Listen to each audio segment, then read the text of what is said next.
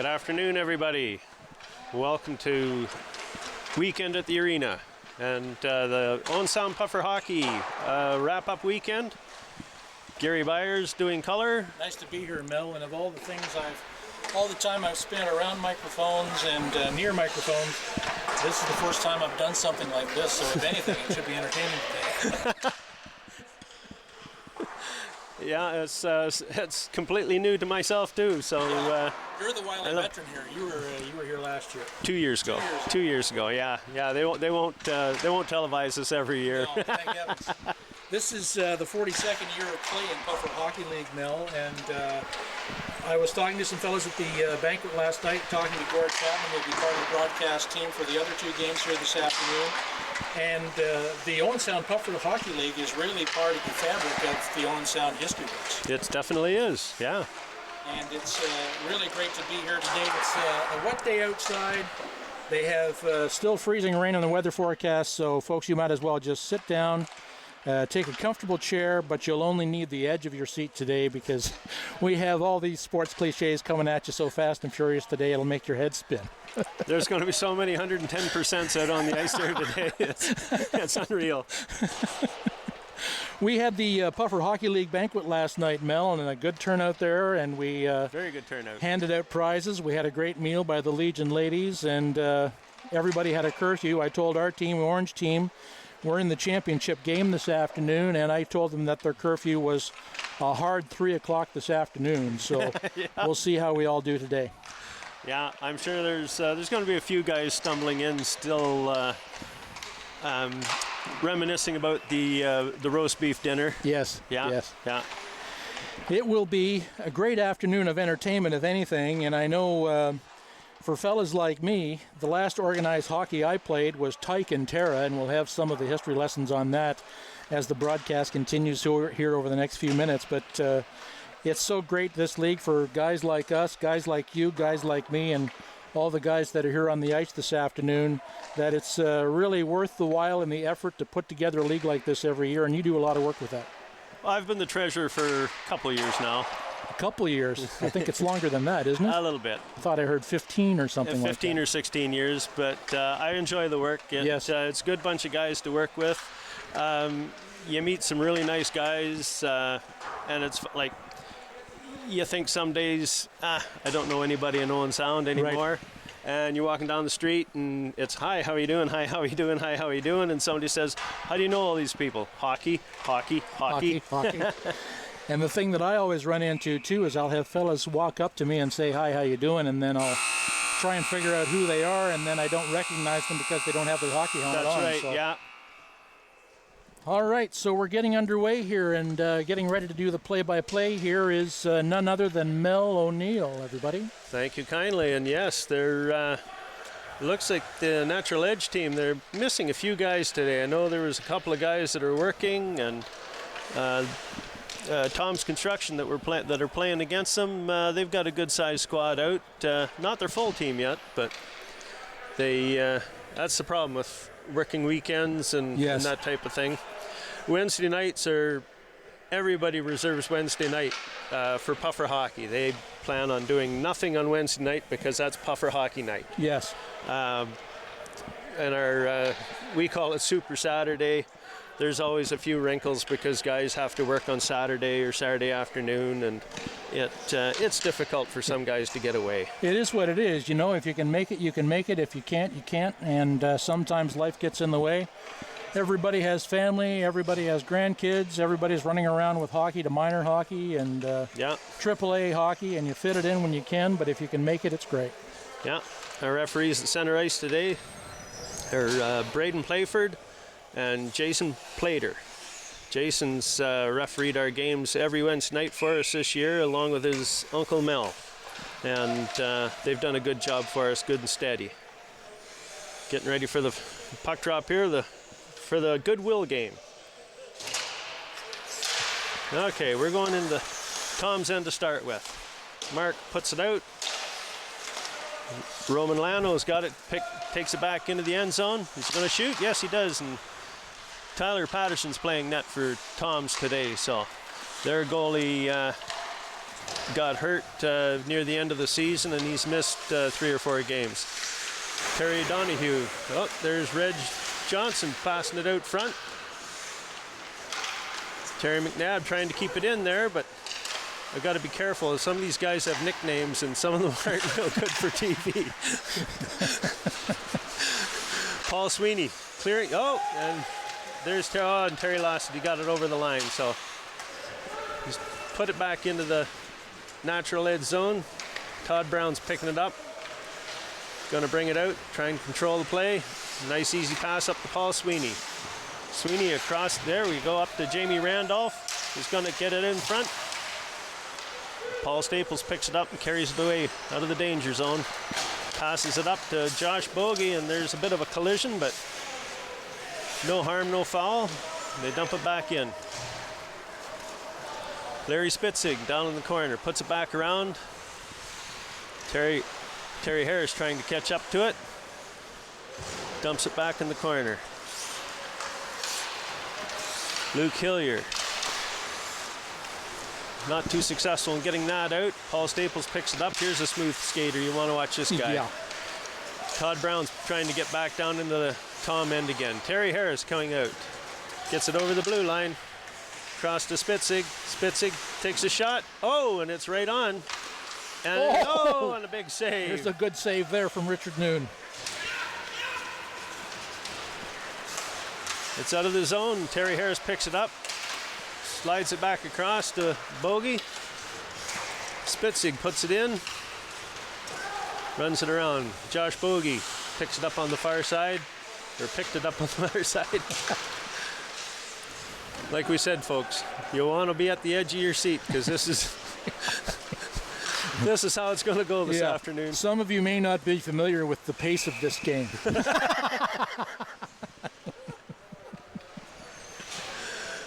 And Natural Edge, Richard Noon had a family commitment today, and he couldn't make it. So it's the sponsor, Dan Anderson, playing net for Nature's Edge.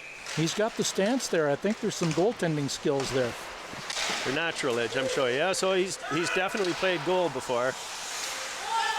Yeah, and Terry McNabb tried to take it back in, but got caught with the offside. So Dan comes up into the net now. He's between the pipes. Yeah. The guardian of the hemp hut, we call him. Yep, that's it.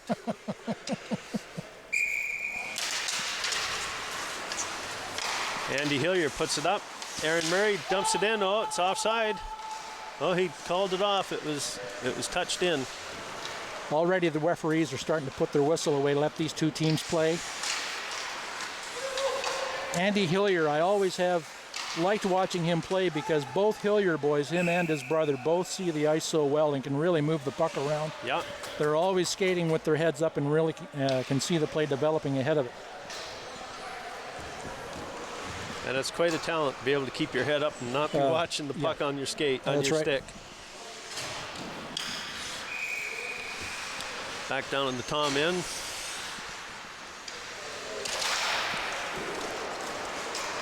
Tom's control the face-off, get it out of the zone. Terry Donahue slides it across. Oh, it was intended for Darcy, but didn't make it. Roman Lano puts it out, gets knocked back in. There's Reg Johnson trying to get a shot off. He's hooked on that play.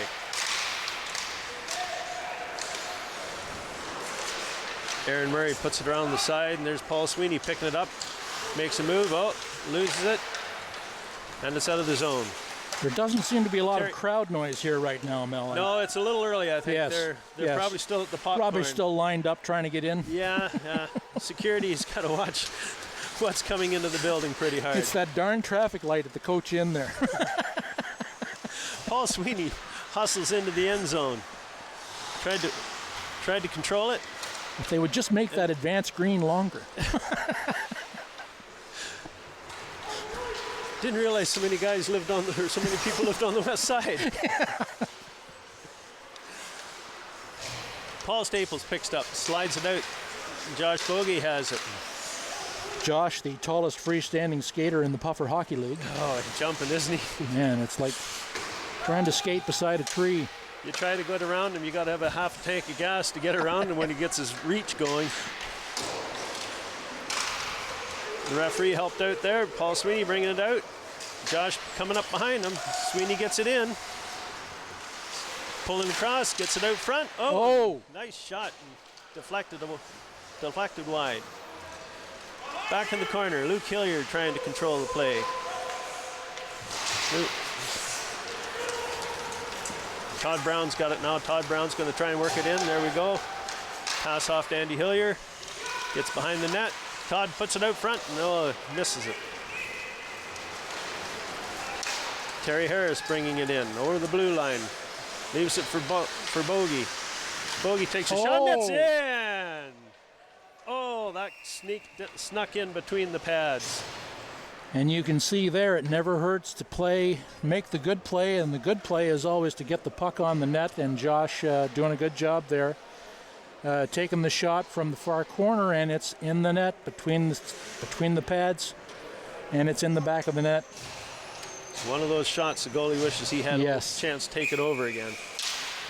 And Tom Construction goes up 1-0. Tom's control the face-off, but it's back now. Jamie Randolph's got the puck, puts it ahead. Andy Hillier directs it into the corner. Mark Oslin puts it back out to Terry Donahue. He chipped it across. Aaron Murray keeps it in, but it's back out now, and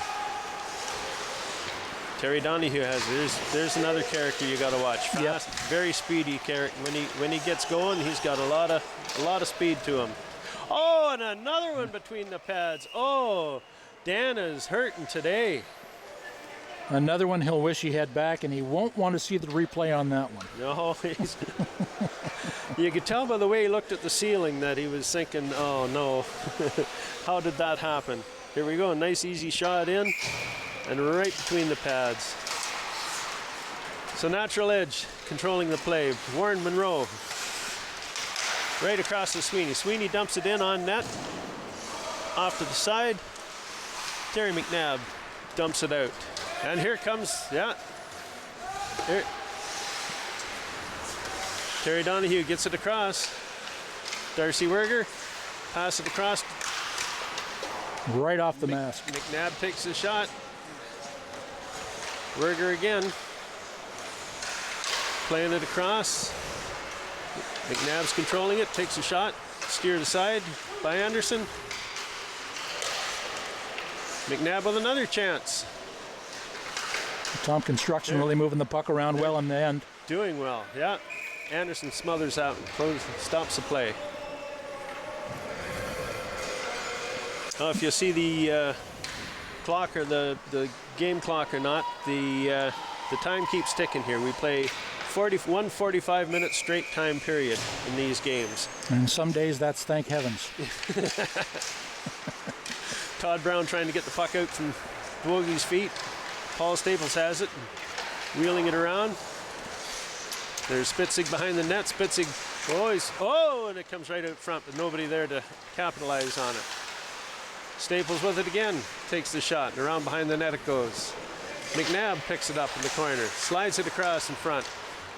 Again, nobody in the way. Warren Monroe's. Oh, a nice little move to get around Spitzig. Comes out, it doesn't clear though. There's Paul Staples back in with it. Andy Hillier, they're fighting with it in the corner there. Spitzig's got it, tries it out front. Oh, and another shot on net. Nice save. Paul Sweeney's fighting with it in the corner. Gets it across to Roman Lano. Down to Todd Brown, who directs it back into the corner. No icing. Paul Staples in the back, picking it up, bringing it out. Here he comes, it's over center, coming in on his own. Oh, and he got stick checked out of the way. Back down into the Tom end, no icing call. Luke Hillier with the puck, coming out from behind the net. Here's another smooth skater. If he gets some room, look out. Warren Monroe dishes it up. Darcy Werger holds it long enough to keep it onside. Roman Lano with it behind the net. Passes across Warren Monroe. Warren Monroe dumps it up the side. And a nice, oh, no ice call on that. Luke Hillier, back up, Terry Donahue. Luke again, Luke's looking for the pass. You got to clear the zone, and it's onside, and they're going back in after it. Todd Brown going after it, away from, trying to get it from Harris. Harris controls it. Werger has it. Werger's going to go behind the net and work it around. Out to Reg Johnson. Missed him by a bit, but Aaron Murray working his way around, looking for somebody to dish it off to. Johnson's got it, and Johnson's going to hold it, and there, control the play. Now Darcy Werger's coming out. Terry Donahue bats it around the corner. Aaron Murray trying to get it out. They get it across, but not out. Terry Donahue slips it back around behind the net. There's Reg Johnson with it in the corner. Reg's keeping an eye out, looking for somebody to pass to. Todd Brown picks it up. He's working his way into the zone. Over the blue line, tries to get across. Centering pass doesn't work. Donahue tried to slide it out easy, but caught a guy going the wrong way. There's Jamie Randolph working it in. Gets it in corner. Terry Donahue's behind the net. Taking his time. Coming out over the blue line. Spitzig's got it now. It's over the line, and Spitzig coming in. He's going to shoot. Yes, he does. Paul Staples picks it up. Paul Staples working around. Takes a shot, and in it goes. Good shot on the blocker side. Paul Staples again coming in off the face-off circle and letting the shot go, and glove side into the net there. Nice play. Right now, Tom Construction out shooting Natural Ed 5-2.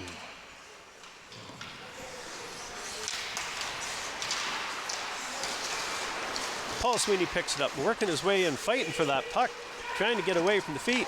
Aaron Murray tries to get it out front. Murray's still got it in the corner, passes it out. Spitzig kicks it out, and Bogey picks it up. Over the blue line, coming in over the zone now, into the natural edge zone. Paul Staples following up behind, and Dan Anderson makes a nice save. Paul Staples with it again. Passes it out to Mark Oslin. Roman Lano dumps it out of the zone. Terry McNabb picking it up in his own end. Being careful with his pass. Right across. Spitzig puts it across to Bogey, but it's back out of the zone. Sweeney back up to Andy Hillier. Andy Hillier trying the center pass. Here we go. Here's Paul Staples again. He's got Bogey coming across with him at center. Front of the net. Staples controlling the play, carrying it. Takes the shot. Bogey's got the rebound. Oh, Spitzig almost had a shot at it too, but Warren Monroe batted it into the corner. Got an active stick there, and that pays off big time. Keeps the puck out of the net. That's for sure. And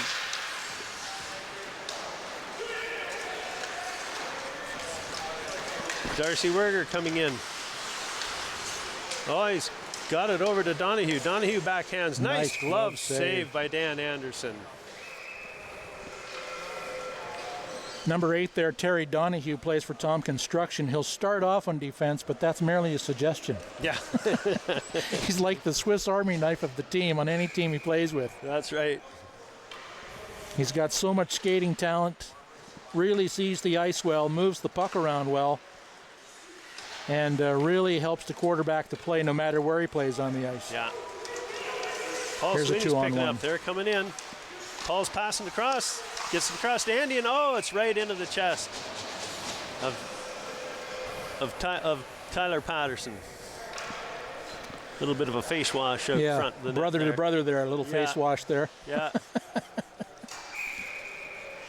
Something for around the Easter table. Yeah, yeah. Shot off net there. Roman Lano keeps it in. Paul Sweeney. Oh, Paul Sweeney's. They're picking it up. Darcy good. Does it look like somebody got a stick somewhere it shouldn't have been? A bit of a separator there. Yeah. Luke Hillier carrying in. Luke trying to split the defense but doesn't get through. Terry Harris fires it around the net, or the boards behind the net. Roman Lano picking it up, looking for some traffic to pass it to. Ooh, just barely got through that one, but he loses it to Spitzig. Spitzig dumps it back in. Warren Monroe picks it up now. He's going to come behind the net and make a zigzag, and there we go, right back out to Lano, to Todd Brown. Todd Brown's got a guy out front. Oh. Todd makes a move. Jamie Randolph takes a shot, but Tyler covers it up. So I've been playing in the league since I was 37 years old, and by my math, I'm still 39. But back in those days, when I first started in the league, I hardly knew anybody in the league, and a guy named Jimmy Organ, who used to be the owner of Thruway Muffler up on top of the 10th Street West Hill, was the owner of the team, and that was my first team to play in Puffer Hockey League. And about the second game in, they started calling me Tupperware. Nice play, Tupperware. Nice play, Tupperware. I hardly said anything in the dressing room, if you can imagine. And then one day I finally asked, I said, why do you guys call me Tupperware? Like, I don't mind, but why do you call me that? They said, look at your feet. And I was still wearing those old Micron skates with the molded boot. So they called me Tupperware. Warren Monroe tries to put it out, but gets intercepted by Mark Oslin. Mark Oslin feeds it up, and it's out of the zone now. Right after that, I went down to Sports Stop to see Bob Griffith there and bought a pair of Bauer 1000s, which I just retired 2 years ago. Sweeney's taking a shot. Oh, and missed the net with it. At least they weren't tube skates.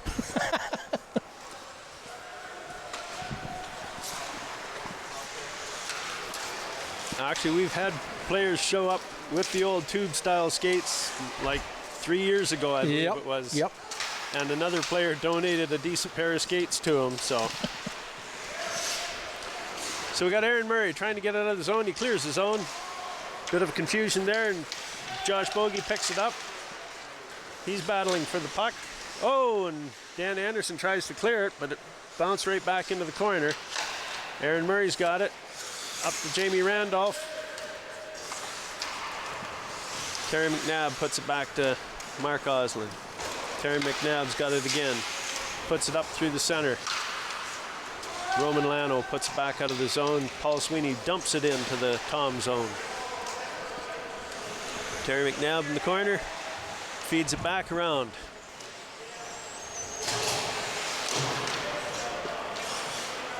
Mark Oslin puts it up to Terry Donahue. Terry Donahue, he just barely missed it. There's an intentional offside call. Moving back closer to the natural edge zone. Let's quickly run over the minimum requirements, Mel, for players to be eligible for Puffer Hockey. Well, Puffer Hockey is a semi-competitive league for 35-year-old players and up. And there's no upper age limit because one of our players, Len Neal, just celebrated his 78th birthday not that terribly long ago and is still playing. You'll see him here this afternoon as well. Still playing in the league at that age. That's fantastic. Still playing in the league, and he'll be playing in the second game in the consolation finals. So Roman Lano dumps the puck up. Oh, and there it goes. It gets onto Andy Hillier's stick. Andy's still got it. He's looking for that pass, puts it across, and it just misses. Roman picks it up and keeps it in. Terry Donahue doing his best to get it out of the zone. And it's right on net, so there'll be no icing call. Roman Lano passes back up. Jamie Randolph. Now Terry Harris picks it up and puts it back to Hillier. Hillier dumps it up to Donahue. And Lano breaks up that play. That was a good play to break up. Natural edge starting to gain some confidence here. Gets another shot on net there. Tyler Patterson covers up on that one. Tyler's another goaltender that's in as a spare. The Stephen Arnold, the goalie for Tom's Construction, got hurt some weeks back, and they've had to have spares in the meantime. So we hope he recovers in time to get back out and enjoy some hockey again in the fall and and join the league again. Warren Monroe controlling the puck to Lano. Lano dumps it up. Gets by Hillier and it goes in. No icing call though. Luke Hillier picking it up. Being bothered a bit by Aaron Murray. Josh Bogey's got that pass and he gets taken off his stick. Aaron Murray coming in looking for somebody to pass to. He's keeping his head up. Loses the puck and has to come back out of the zone. Roman Lano over to Warren Monroe. Warren Monroe up. Andy Hillier's got it. Just barely got in the onside. Bogey has it back going the other way. Coming back for Toms. Pass it across. Staples takes a shot off that rebound.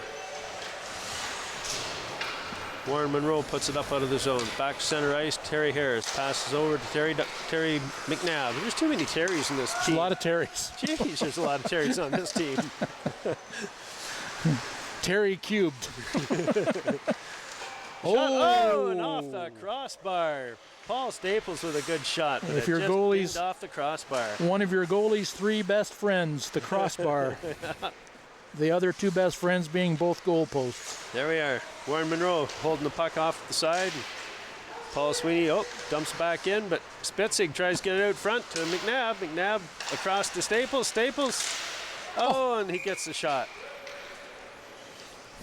And another goal for Paul Staples. Nice shot. That's 2 for him today, I believe. 4-0 for Tom Construction.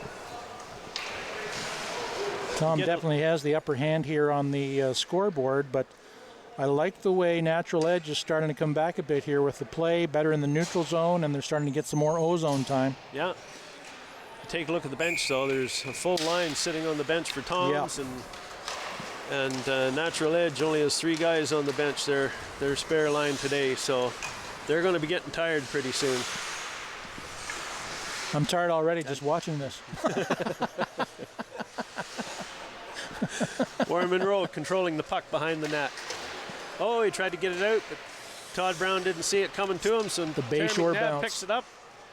Nice shoulder save there. Good save by Anderson. It was heading to the top portion of the net, but Anderson had his arm up and directed it out of the way. So the Tom Construction fill-in goalie, Tyler Patterson, his hometown he is from Tara. He lives in Tara right now. That's my hometown. And that was the last organized hockey I played was Tyke in Tara. And back then... Sweeney's going in. Takes the shot. I thought it was in, but it hit the side of the net. Carry on, Gary. And I don't want to interrupt you here, Mel, but if you come down the main street or Young Street in Tara there and you look to your left right at Cousins Restaurant and Freiberger Communications, there's that open lot there. The old arena used to hang there, and yes, it was natural ice. Oh, yeah. And that's where I played Tyke hockey. And my hockey career was pretty much over as far as organized hockey goes when I scored on my buddy David McClendon. The problem was he was the goalie on my team. We've all done it. And I don't think he ever spoke to me again after that. Ruger hits the post. There's his other best friend, the post. Ruger's tries to dish it out front. Todd Brown trying to get it out of the zone. Luke Hillier puts it back in. Terry Donahue to Hillier again. Hillier's coming in. Over to Donahue. Donahue right out front. Mark Oslin, the defenseman, way in close to the net like that. Missed the chance at it. Luke Hillier takes another slide at it. Donahue's got it. Donahue trying to get it out where he can control it with his stick instead of his feet. Reg Johnson tries it out, get it out front. Aaron Murray finally gets it away from the net. Todd Brown's got it and dumps it into the Tom zone. Are they calling ice? No, he waved it off again. Well, he did slow down drastically to try to get ahead of that puck. Well, here's Luke Hillier coming in now. He's got it. Dan Anderson looks like he stepped on a strap or something. Down he went, but he's back up. Josh Bogey's got it in the corner. Back out to Paul Staples at the point. Takes a shot. Missed the net.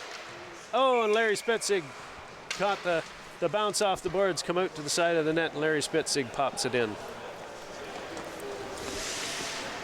If you go back to the opening shot from the broadcast here today, you'll see I'm wearing the Hockey Day in Canada hat and the Hockey Day in Canada sweatshirt here. And the reason I have that on today, since we're doing this broadcast today, is I think, bar none, Hockey Day in Canada, I know it was a lot of work, but I think Hockey Day in Canada here in Owen Sound was one of the premier events ever put on by the city. And I know it was a lot of hard work, but man, someday I would love to see that event come back to Owen Sound.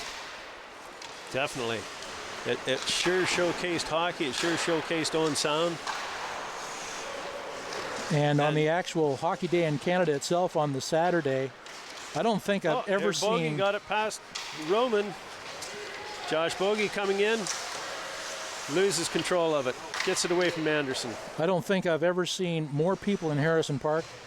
And if you looked around the crowd that day, every person, to a man or a woman or a boy or a girl, everybody was smiling. I just think it was a fantastic event for the city.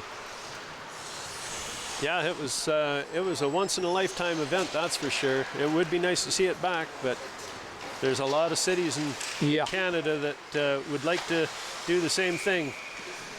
And we just saw Paul Staples come in over the line and rip one in over the glove hand.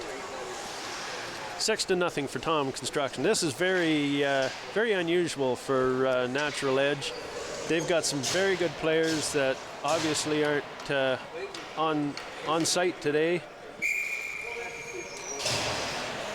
Again, Saturday's a hard day for the guys to get away. Some of them have to work, and it's very difficult for them to get away.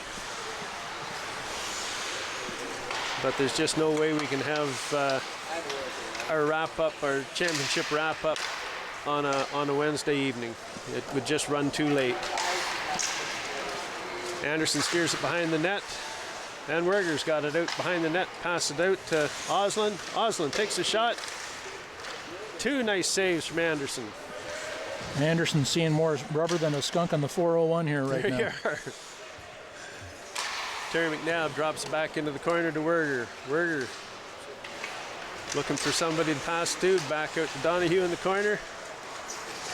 Back across now, and Anderson cut that pass off, that pass out front off. 2-on-1 here. You see the speed of Terry Donahue. He shoots, and he hits the goalie. And it's cleared away. And it's out of the zone. Werger bringing it back in. He's kind of by himself, waiting for someone to come along and help him out. Gets it to the net, and Dan Anderson covers up on it. He says, enough. We're going to cover up on it and stop the play. And you know, speaking of hockey history, we stand here today in the gondola above the ice here at the Lumley Bayshore, and I think back to the days when I was in college, listening to Ed Eldred call Owen Sound Grays games. Yeah. And if you had a perfectly clear night, you could listen to the Grays hockey game on the Sunday night in Mom and Dad's 72 Buick all the way to Fanshawe College in London. Staples works it into the corner. There's a penalty coming up.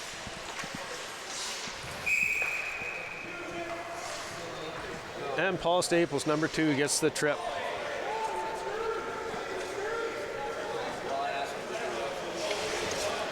Little discussion as to how it happened and what happened, but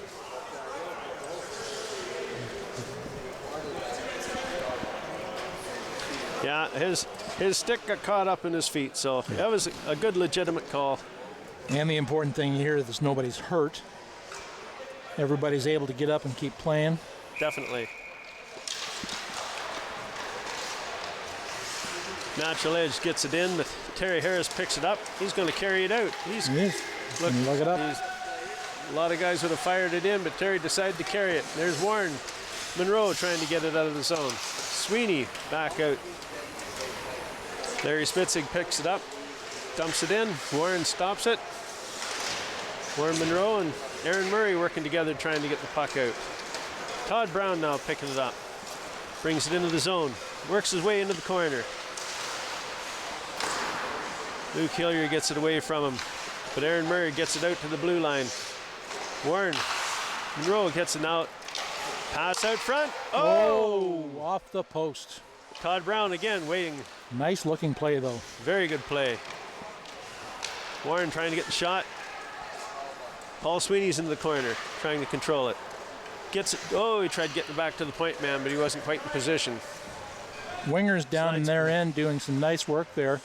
Todd setting it up, quarterbacking the play from the far corner, and moved the puck around to both wingers. Both wingers active in that last play. There's Sweeney back in, gets it at the corner, but his centering pass got picked up by Luke Hillier. Luke's coming in on Warren Monroe. Warren, a very good defenseman. Yes, gets the stick on it and keeps it out of harm's way. Darcy Werger waiting with the puck, looking for someone to pass it to. Can't find anybody and shoots it straight on. Dan Anderson covers up on it. Face off in the natural edge zone. I hear some cowbell. There's some cowbell. I think the fan has arrived. That fan is finally here. Yeah. Probably a comp seat. Eh? Trying to get through the scalpers out front to get in. We need more cowbell. We need more cowbell. Oh, a wild deflection there. It stays out. Andy Hillier's shot got bounced away by Tyler. Terry McNabb picking it up, throwing it out. Misses his intended target of Terry Donahue. Roman Lano going back, picking it up behind the net. Slides it out. Didn't quite get to where it was supposed to go. Warren Monroe again. Looking for his man. Cross to Roman. Oh, there's a bit of a mess up there. Aaron Murray's got it up. Andy Hillier's coming in with it now. Andy Hillier. Oh, nice move. Loses the puck though. And there's another shot. crossbar. Oh, crossbar, and the puck went straight up. Nobody knew where it was for a second or two. Back down into the natural edge zone. Roman Lano bringing it up. Tries a nifty move, but loses it. Almost takes out Josh Bogey. Terry Donahue looking for the man out front. There's Paul Staples. He's back out of the penalty box. Staples sliding it around, gets it to Mark Oslin. Oslin takes the shot. Oh, and it's a bit of a mess. Jumble out front, but Dan Anderson kept it out. Dan Anderson covers up on it. If Josh Bogey ever plays on the Orange team, I think I already have his nickname worked out. I've pretty much got it figured out already. I'm going to keep it a secret, though. Oh, okay. Yeah. Gary Byers is very good at nicknaming players on his team, and actually some of them are quite hilarious. Shot goes wide. Anderson sweeping away at it. Spitzig tries to get it back. Does. Takes the shot back. Deflects it into the corner. Here's Roman Lano with now. Keeping his head up, looking for a pass.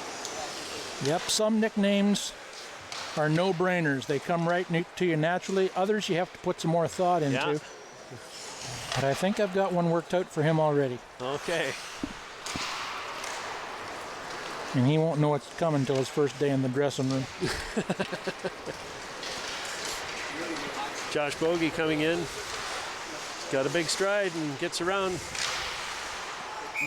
And it's up and into the netting, out of play. My phone's blowing up here right now. I've just received a message here by text that says, Mel, great play-by-play. Love the cowbell in the background.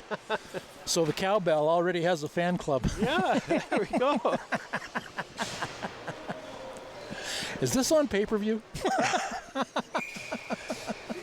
Somebody's paying? Roman Lano puts the puck down out of their zone, back into the Tom zone. Then Sweeney after Hillier. Yep, there we go. And Aaron Murray's going back after it. And they put the whistles away. Still, there's no call there. No call on that play. They're going to let the two teams play.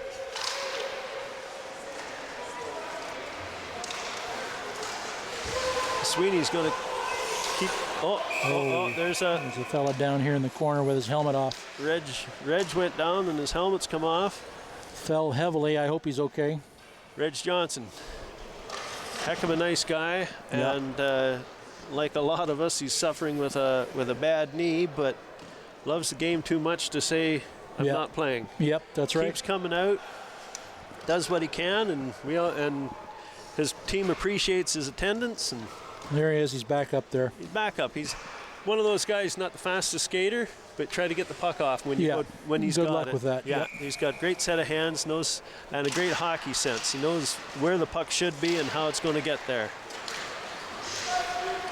Then it comes out of the Tom zone. Warren Monroe picks it back up. He's going to try and skate it in. He comes across. Still controlling it at the face-off circle. And Roman misses fans on the shot. Terry Donahue picks it up. Patiently waiting for Darcy Werger to catch up with him, so he's got somebody to pass to. Dishes it in. And another puck up into the mesh. That'll play. So back to my hometown of Tara there. And the old barn, the old arena that used to sit on the vacant parking lot there, it went down in a fire, of course, but it was natural ice. And of course, to do the scrape, you had to get out the straight mouth shovels, and the more guys you had skating them around, the faster you could get the scrape done. And yes, we did flood with a hose. Darcy Werger puts it back into the corner. Terry Donahue in the corner waiting, puts it out. Reg Johnson takes the shot. Blocked. Darcy Werger puts it back over to Donahue. We got the same play coming up again. Donahue controlling the play. Pass it out to Johnson. Just missed it. Terry Harris dumps it back in.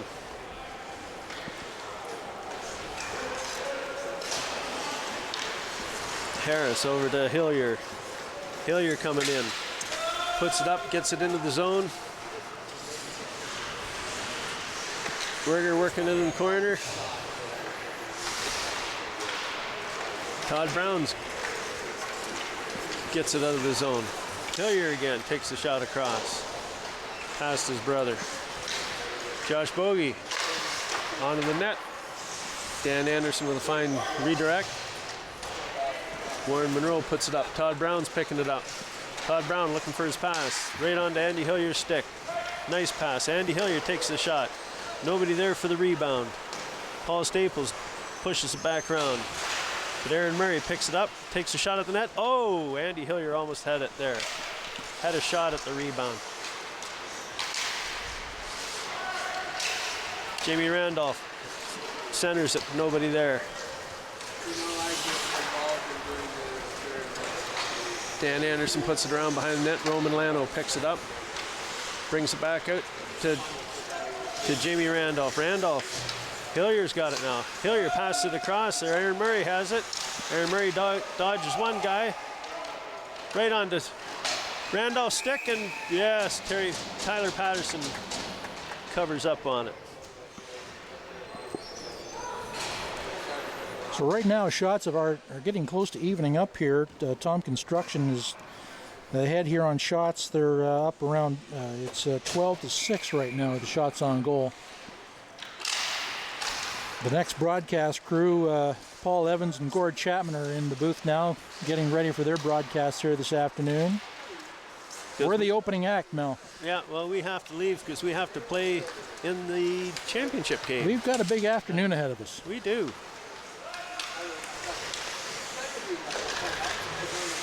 Bogey picks it up and puts it back to Harris. Harris takes a shot in.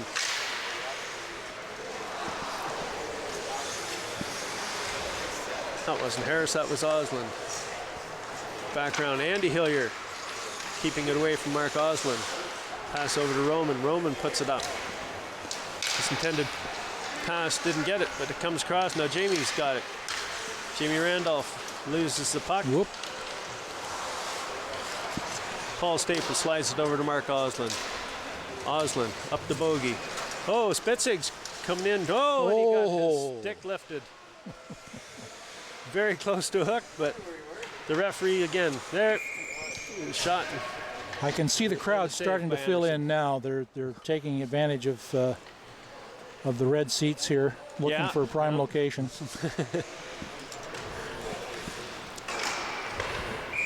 Now some of you might be saying, these guys don't really look like they're trying this hard. This, ladies and gentlemen, is the Goodwill game. These are the 5th and 6th place teams in the league playing. There's no trophy, there's nothing much but bragging rights, and even after the championship game, you ask somebody tomorrow afternoon who won the championship, and they won't be able to tell you because they've forgotten already. That's right. Myself, I have no long-term memory. Puck coming back intended for Roslin, but gets by him. Werger puts it in, and Lano puts it out of the zone. Yeah, and it's looking right on the net. It truly is a league that is for the love of the game. It is. It's just guys wanting to come out and have it. It's almost glorified pickup hockey. Yes. It's organized to the point where we have teams, we have sponsors. And everybody is matching jerseys. And everybody is having fun. And if you're not having fun, this is not the league for you. No, and the guys that don't have fun, they usually don't last long in the league. Oh, Sweeney coming across. Oh, that was a nice slide across there, but nice back check there from Terry Donahue. Todd Brown gets back in.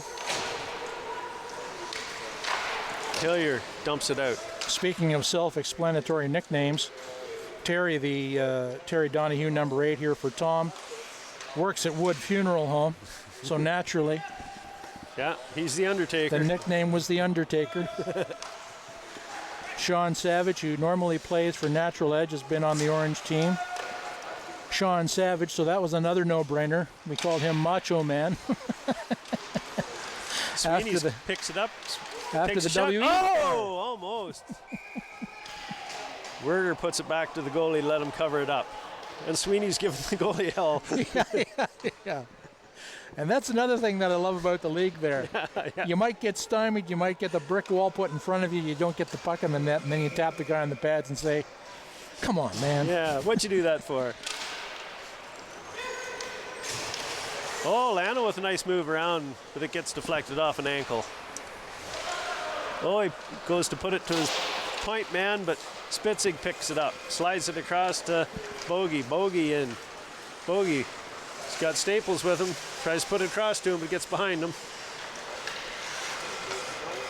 Paul Staples to Bogey. Bogey to take the shot, and he hits the post. And another post. Sweeney dishes it out. Oh, Sweeney picks it back up, back over to Aaron Murray. Aaron's got a little bit of room to move here. Gets it. Oh, he had a chance at a centering pass, but it gets out. And here comes Bogey again, trying to control those feet and those long legs. It's like trying to play against a spider. Wait, icing called the off. daddy long legs of puffer hockey right there. Dishes out to Hillier. Or that's Roman Lano. It's got the puck. Back to Aaron Murray. Aaron Murray's going to take the shot. Somebody got in the way of it. Lano again with it.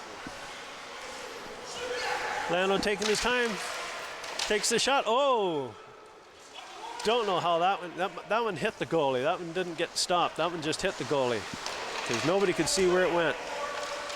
You can't have bad luck all the time. And another hot shot from the side. And it's out of the zone. Anderson's coming out to control the puck. Oh, and we're into the final minute of play here, Mel.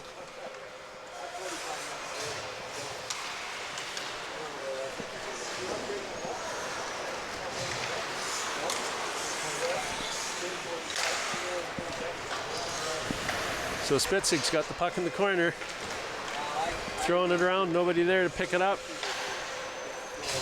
Roman Lano gets it around behind the net to Monroe. Monroe's got 30 seconds to try and get something going here. Try to break that goose egg at the other end. Mark Oslin throws it around to McNabb. McNabb bringing it out of the zone. Passes it over to Donahue. Donahue with another pass across. Gets interrupted, picks it up, works his way back in. 10 seconds left in the game. Johnson picks it up, takes a shot, and a save by Anderson. And Anderson's going to walk it away, knowing that the game's almost done. Here we go, the horn's going. So that'll do it. Tom Construction wins it by a score of 6-0 over Natural Edge. But you know, I think Natural Edge made a fine showing for themselves. They did when they only had 3 guys on the bench. Yes, it can be a long, trying game when you have to change quick, and you turn around and somebody's coming in to take your place on the bench, and you're just still gasping for air. And as usual, the handshakes at the end of the game showing good sportsmanship for both teams. It's a custom on Super Saturday that we shake hands, and we also shake hands at the end of every game too. So the end of every game, yeah. No hard feelings. No hard feelings. And a little later on, we'll likely all sit around the same table and have a big old cup of coffee or something. Yeah, there's a refreshing beverage somewhere. So it was great. Game 1 of Super Saturdays in the books here now. Tom Construction had the upper hand as far as the shots on goal goes, but Natural Edge made a good showing for themselves, and especially for their first year in the league, Natural Edge as a sponsor. I think Dan is he's a great sponsor of that team. He's got the team looking good looking jerseys. Like, I thought the orange team had good looking jerseys, well, but that I don't know, that right there. That purple, it's pretty bold. It's yes, pretty bold. Very bold, a bold statement as far as colors go. The Puffer League's very fortunate to have the sponsors that we have. They're all very good. Gary Byers himself, I'll tell you, everybody wants to be on Gary Byers' team because they've never, the fun that we have, not only on the ice, but in the dressing room afterwards, and the events that we do together. And right at center ice there, you could just see it. Both Hillier brothers are still speaking to each other. There you go, yeah. It might be okay at Easter dinner. Yeah. There won't be too many peas flung across the table at each other or anything, so. That's right. So to wrap up here, just before Chapman and Evans take over the broadcast booth here, it's been a lot of fun here today. Mel, it's been a pleasure sitting here beside you doing this. I guess we stood for the whole game as edge of your seat action. And some would say I have a face for radio, but for the first time for me doing something like this, and you the second time, holy cow, this was a lot of fun. Yeah, and it's a good pace of hockey for doing play-by-play. Oh. Well, I'll give you that. But I'm a long way from having my gondola license, that's for sure. Yeah. You think back to the times when Ed Eldred worked from here and Ron Ray did color for him. They were both doing that work when I was just starting at Bayshore Broadcasting in 1985. I started 6 months after Fred Wallace did. Yep. And of course, when you say the name Fred Wallace, speaking of local sports, he's called so many games from gondolas all over the province with the OHL and the voice of the attack. So the place is steeped in hockey history, and it's been fun to be part of this today. Yeah, it has, certainly has been. You were mentioning Fred and the broadcast and everything.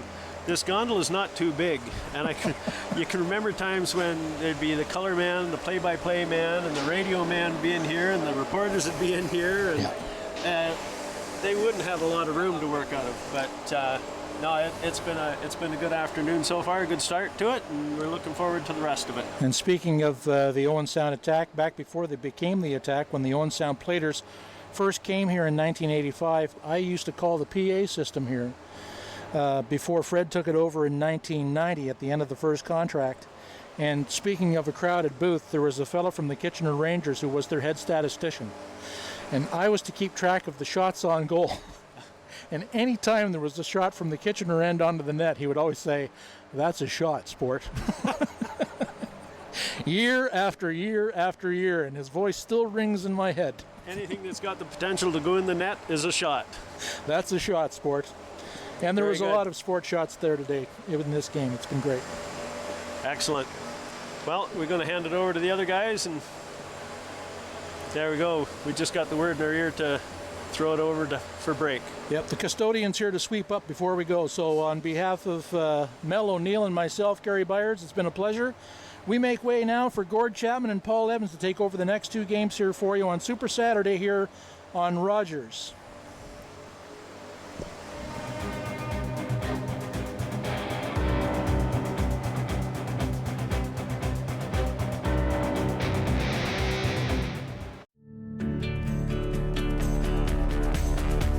This program is brought to you by Rogers Xfinity, connecting you to more of what you love.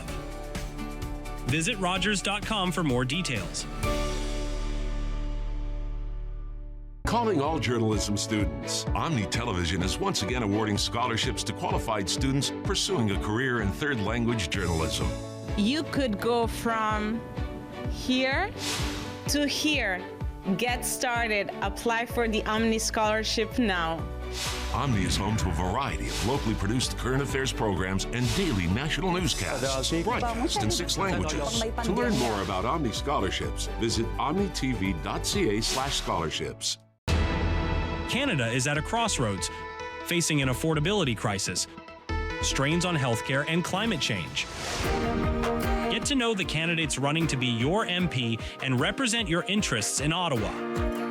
Hear from your local candidates during Rogers TV's coverage of the local campaign. And on election night, Rogers TV delivers the local results. Rogers TV. Watch, learn, vote. Public transit, garbage pickup, parks and recreation programs, snow removal on your street. How can you stay informed about these and other important local services? Tune to City Council coverage on Rogers TV. See your community leaders at work on Rogers TV City Council coverage.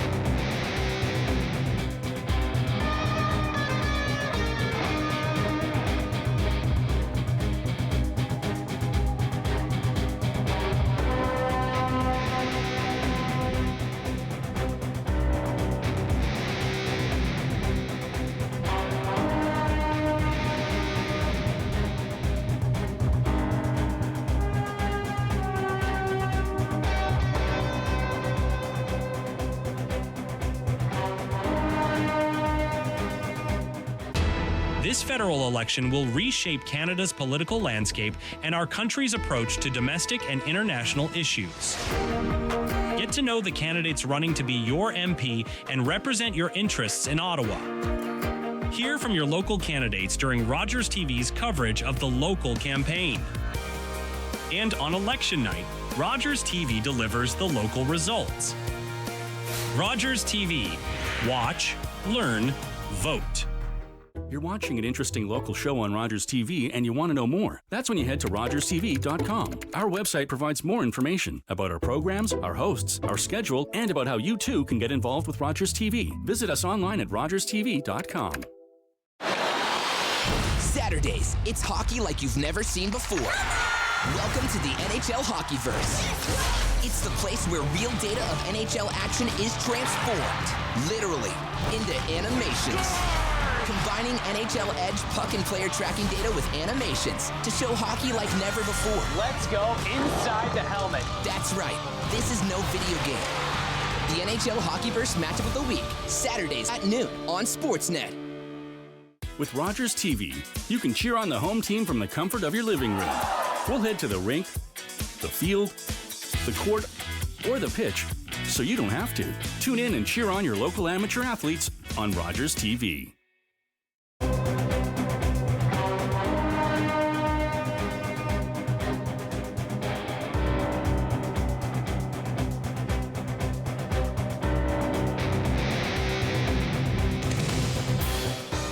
Well, good afternoon, folks. For the second game on the Owen Sound Puffer Super Saturday, this is the consolation game, and you can see Smithville, Hometown Sports, and we're just so proud to bring this game to you this afternoon. And these guys that sponsored this league have been going. It's been going on for a long time, and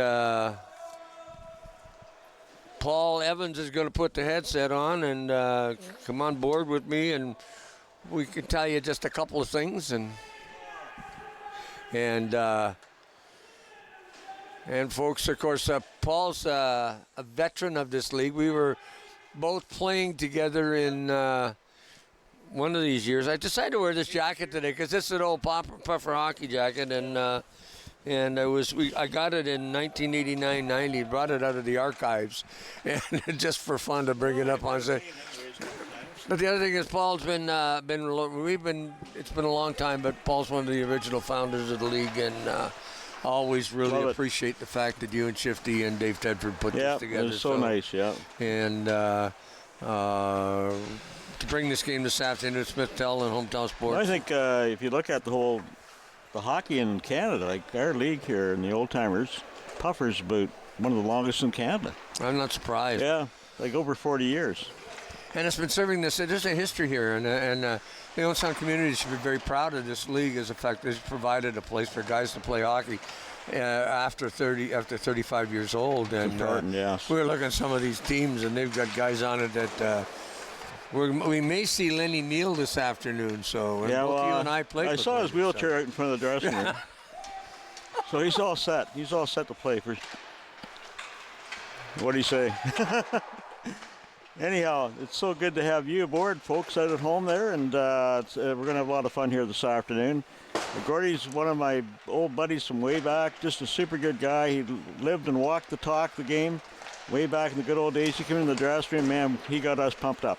This guy lived and breathed it. Unbelievable. Well, I was just so glad to play. Well, you did a good job when you're out there playing D, and not a lot of guys wanted to go around you. Yeah, well, they couldn't. This jacket's 4,000 sizes smaller than one now, and larger than what I am now. So, it was a fun time, and played 10 years in this league, and finally the knee gave out, but fun. And you know what? It hasn't changed. You still come out for the camaraderie. You still come out and play some sports. Just a little bit of competition coming at the end of the season. Exactly. And the guys still walk down the street, or they walk. You see them in the park. See them in the supermarket, and you still stop and say hello. And for sure. Yeah, no, it's a fraternity. It's one that I'm very proud of that's still going on. Way back in the beginnings, it was really important to mention this time to you people at home. The whole concept that came together over a guy in Owen Sound, Gary Nixon, Goo Nixon, who's a pretty tough guy, and he was a good friend of ours, and I actually grew up with him. And he had a tournament out in Shadow Lake.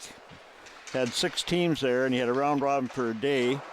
And I was out there, I was playing, I guess, in it, that I kind of got an idea from that. That's not a bad idea. There's guys here I don't even know. Local guys, but they're out playing, and they're guys that didn't have a place to go play hockey. So there's a big bunch of guys out there wanting to play the game, right? 35 and over. And I was involved with the Old Sound Old Timers. That's what I was just going to say. That the Old Timers, the Legion, they had these teams that were guys that had better committed to and were playing tournaments and so on and so forth. The guys that wanted to play in the Puffer League wanted that commitment. They wanted to play on a team. They only play once a week, not being tied up. And that's and the commitment. And you as a player with playing with the travel team, that was a big commitment. You were gone every other weekend. Oh, it was crazy. It was good, though. Lots of fun. Especially you got 2 kids playing yourself. But it was a lot of fun. By May came along, man, pretty tired boys here. But you know what? Like going back to Gary Nixon, when he put that together, I was inspired. And so the next season, I thought about it over the summertime quite a bit. And I just thought, you know what, I'm going to get this thing rolling. So I did, and approached Dave Tedford, and I got a hold of my best friend, Dave McComb, who I really dearly miss. I'm not kidding you, every day. Super good guy. I played a lot of hockey with him, traveled a lot with him, and both their boys played together.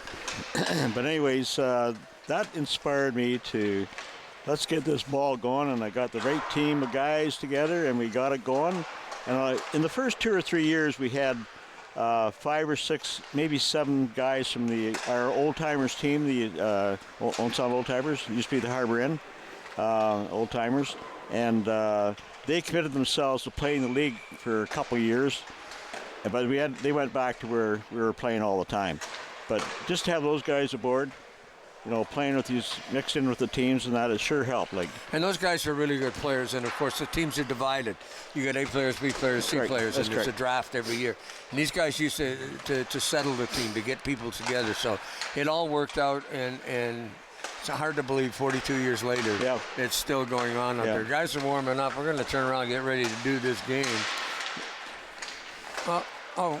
We're going to bring you the standings from the round robin. It's going to come up on your screen right now. You can see how this Super Saturday, as they're calling it, turned out to be. And of course, that's how they do it. Is there you go. Gary Byers was in the round robin, 4 wins and a loss. You can see how close this was. Hobart's at 3-1. They were there at 7. Hometown Sports, Smith. And they all played in this round-robin tournament, and how they advanced. Byers is in the championship game. Smith, Tell, and I got the Hometown Sports. Oh. So which are playing now. Okay. And so you can see, and it's pretty the first place team, first and second place for the league championship. The Hometown Sports, that's the consolation game, and Tom and the Natural Edge played in the beer box game, or the Goodwill game.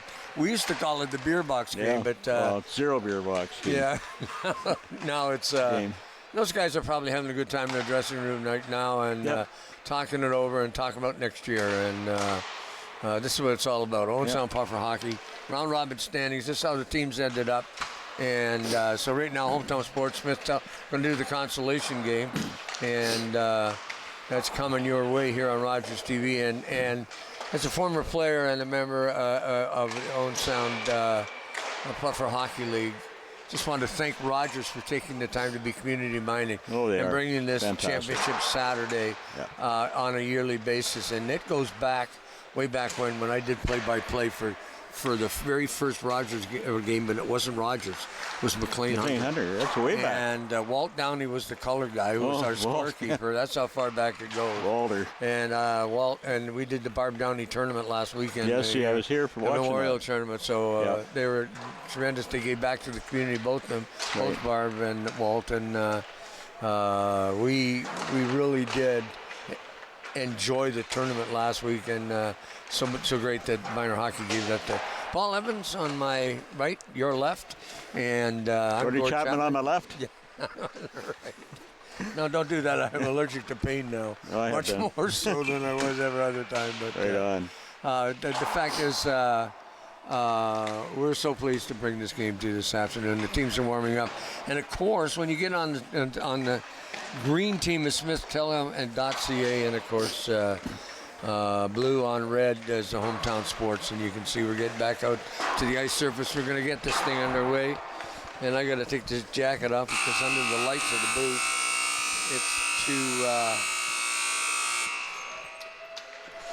it's too warm.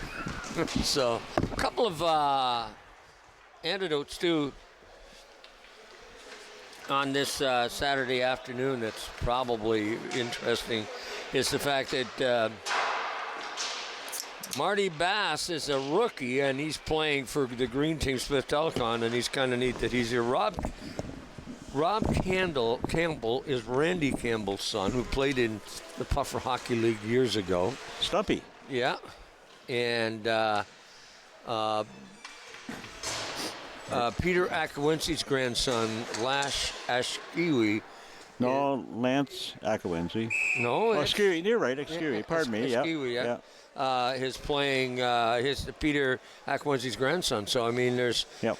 And then on top of that, we got, in the next game, we got Chris Popluski, who's playing with his father, who's playing goal at the other. I need a chair and whatnot to get off the floor if I kneel down to get something. And here we go. Plays underway here on Rogers TV. Super Saturday for the Puffer Hockey League. Puck comes back out to the blue line, knocked back in. Come back out this side. Camello tried to keep it in, couldn't. And then on top of that was Coop. Puck comes back out to this Looking at it right now, that's Askewi, and he's just moving around inside that zone. Out along the boards. Right down after that puck is Coop. Coop trying to get it on the forehand, can't. Sets it up across ice. Oh, nice try. Because Camelo just missed on the glove side. Lead pass up ice to Askewi, and he couldn't catch up with it. Puck comes back to the blue line, kept in. Got a number 11 out there. We don't know the name on it, so puck is back in behind the net, set up along the boards. Kept in at the blue line by Murray. Murray just drives it in on goal or just misses the net. That puck, Blackwood in behind the net, tried to center it out in front, comes back to the point.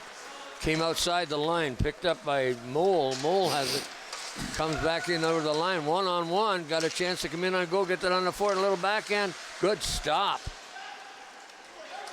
No, the goalie read that right, too. He put the nice little check out there on him, and I think the guy should have let the shot go a little quick. Oh, beautiful. There's a good shot off the glove. Great save. And that was number 9, Joel Secor. Just let that thing fly, and puck along the boards, bouncing around, kept in by Blackwood, but then it comes right out. Out to Seaman. Seaman comes down, takes a shot, steered off into the corner by Swellinger. Who we got playing goal down this end down here, Gordy? Chris Sellis. Down at this end, it's Martin Bass. Here? But this green is Martin Bass. Chris Swellinger is the goaltender for Hometown Sports. Yeah, he made a nice glove save in that shot. Race for that puck. Couldn't be the Smith-Tell catching up to it. Steering the puck in there, Jake Gooby. Up along the nice lead pass and then slid through center. Stopped by Points. Puck comes outside the blue line. Smith-Tell has the puck in their own zone. Puck comes back this side. Up along the board, stolen and offside. As Jarrett Coop failed to wait for the players to clear the zone. And you know what, Paul, I'm surprised at the speed of this game. You got to remember, folks, they changed the rules. They don't play 3 periods of hockey. They play 1 45-minute period, which would be, and it's straight time. And I'm assuming, I'm not sure about it, but I think why stop it for a break and just keep the game going, maximize your ice time. So. They got lots of guys on the bench on the teams here, so they'll be fine. Secord had that puck. Stolen by Gooby. Gets it up along the boards. Shired right back in by Bill Smith. And Smith gets it on just off the net. Steered off into the corner. Up along the boards, Lenny Neal. Neal just threw it out through center ice. Still can pass the puck. There's his shot. Steered off by Askewi. And I certainly hope I'm pronouncing that name right. You got it on. You're right. Yeah, Lance Skewy, he's a resident of Cape Croker. Les Fry kept the puck in here. There's up the boards. And Lenny Neal, still, like I said. Lenny Neal playing forward, can still skate, too. Look at that. I'm telling you, I shouldn't be putting that. Let's get a replay of that, eh? Yeah. He's in forechecking now. Stealing that puck, coming up, Points. Slides it through center, but can't get it. Mike Hudson intercepts. Over the blue line, Bannock. Bannock tried to get it off to breaking Brian Mole, but the puck ended up in the corner. In behind the net, chasing after his Points. Then through the goal crease and put the glove on it, but couldn't handle it. Was Martin Bass. Likes to be called Marty, though. I should say Marty, so. Fired in deep.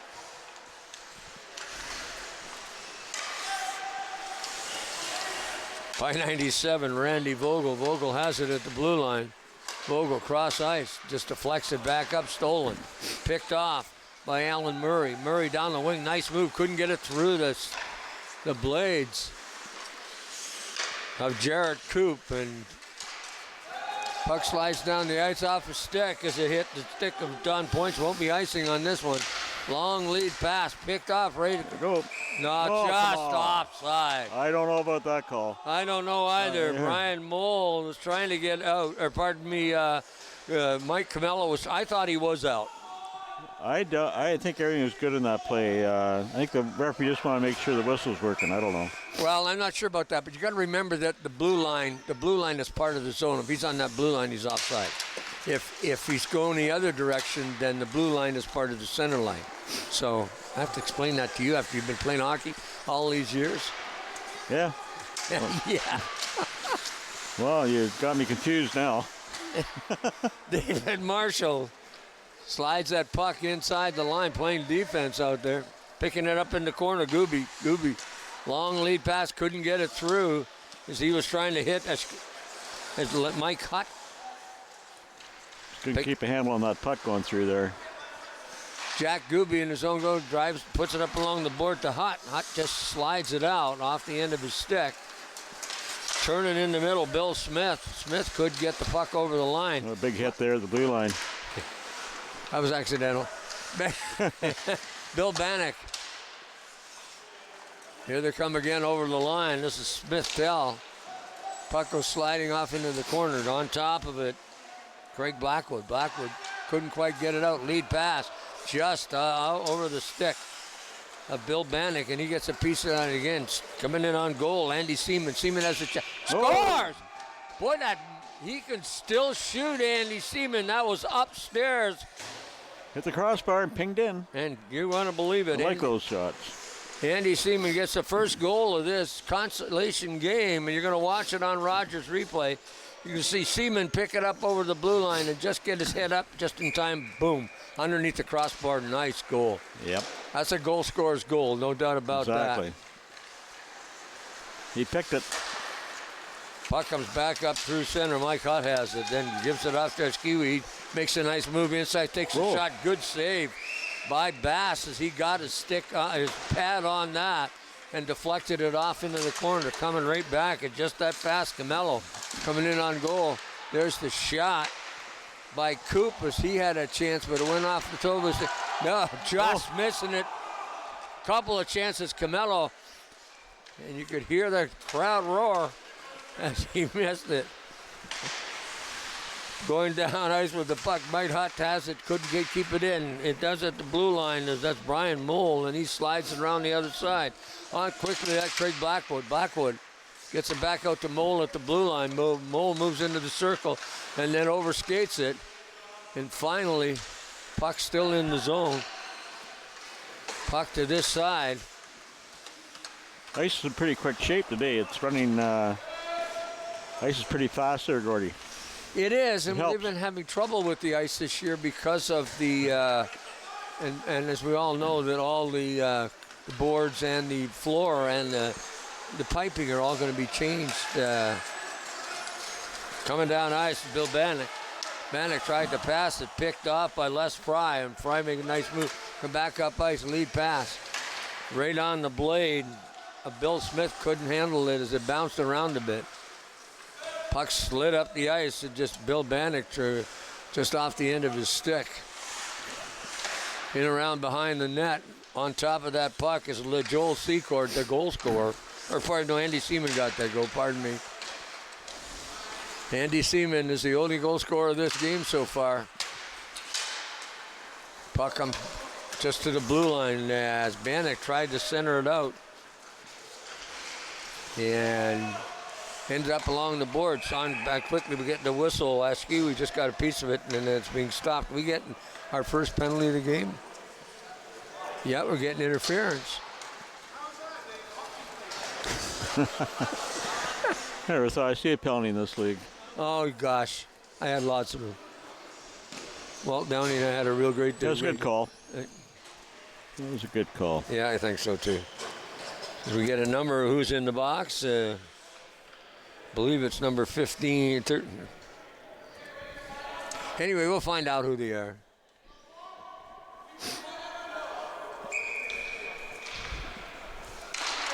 Comes back to the blue line. Dave Marshall takes the shot. Maybe, no. Nope. It's underneath the goaltender. Chris Swellinger made a really nice stop. Gets a little help from, a little congratulations from his defense. Puck back outside at the blue line, picked up by Big Marshall. Mark takes another shot off a leg in front. Oh, he got kept pocket pick there. David Marshall, I believe. Picking up, that's Marshall. David Marshall, 73. Got it out to the blue line. On top of it, Camello gets it out. Then off the referee. That hurt. He's swearing at him now. So, no, they got him again. Yeah. Highlight of the period so far is the referee getting hit twice. Puck comes down the right side. Nice block at the blue line. Chasing up ice. On top of that, we don't have a name for number 5. It's too bad. Coming out of that, Bill Bannock. And full tilt Bannock coming in over the blue line. Andy Seaman got a stick on him, but the puck goes up in the corner. And then the play as Marty Bass puts the big mid on it, and we get a stop and play. So, Gloria, I guess this summer we're not going to have any ice here, so our lacrosse is moving out of town for the summer, so we're going to have to travel to see the Junior North Stars and the big boys and senior, kick in some games. So. Well, that's true, too, but also they'll be playing some of them at the Julie, too, so it's... oh, good, okay. So minor lacrosse is going up there for sure. So the seniors are going to be in Meaford and Durham. So larger arenas get some fans in, so you get a chance to watch those guys, North Stars, play. And it's this arena is 40 years old, over 40 years old, and they've been having trouble with the ice for the last couple of years. I noticed during the attack game last week that it was milder. There was water on the ice at the beginning of each period, so it has to be done, and it's one of those things. There's a shot just whistled by the far corners. Andy Seaman looking for his second goal. Puck out to the blue line. Up along to Points. Points shoots it in, and on top of it is Les Fry. Fry trying to center it out, doesn't. Goes off the skate of Lenny Neal. And finally, coming out of the penalty box, there was Mike Camello, Brian Mole that had the penalty. Mole trying to get back across the blue line, went off the end of his stick, and puck ends up into the corner, chasing after it. On top of it quickly, Joel Secord. Secord back through center ice. Got it up to Les Fry, and Fry just dumps it in, and they're changing up. Almost picked off. Here comes Hometown Sports again. Tried to get it in deep into it, picked off in the slot. In up ice. With the puck, it's Bill Smith. There's a shot, and it went off a body in front. We're getting another penalty. This time it's a hooking penalty. Yes, sir. Strategic play that cost you 2. Well, in some of it, you got to stay out of that penalty box. They're already down 1. You're going to see the play come up here just as he brings that stick in, a little bit of hook. And then, oh, wait a minute. It was just on the stick, called the tripping call.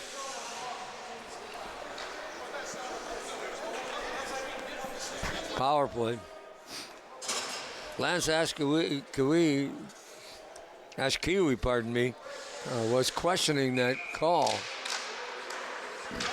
And they're on the power play. I don't know why. It's his team, but anyway, Smith-Tell got to kill this penalty off. It's penalties aren't up on the clock, so we're not sure exactly what time they get back out. So we'll just let them right up. Nice lead pass. Got right up to Joel Secord. Beauty save. What a good nice stop save by Swellinger. And him going the other way, too, and he got that right pad out. with the puck at center as Jarrett Coop tried to throw it back, got it up to Secord. Secord just gets it over the line. A little bit back pass, tried to get knocked it out himself. Offside. Nope, it's offside now. So, no, it was, we have the advantage of looking it up here. We could watch the replay and see it from a different angle, but Hometown Sports killing off a penalty. 15 minutes gone, pretty well gone in this game. Puck passed right through, and Fry couldn't get a stick on as he had a chance in the slot area. At the blue line, Marshall couldn't keep it in. He just dumps it back. Gives it off to Smith. Smith slides it up and picked off. And then a nice lead pass. And then stopped at the blue line. Great defensive play. By number shot away. 15, Bill Smith. Slides it in behind the net. On top of a Secord, has tried to get it into the slots. Good play there by Ashkiwi.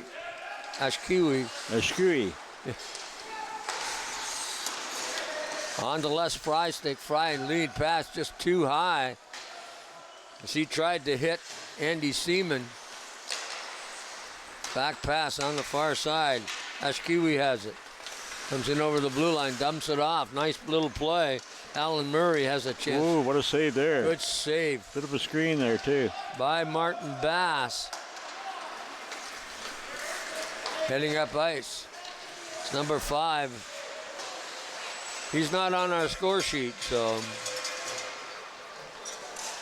unfortunately he'll have to be anonymous.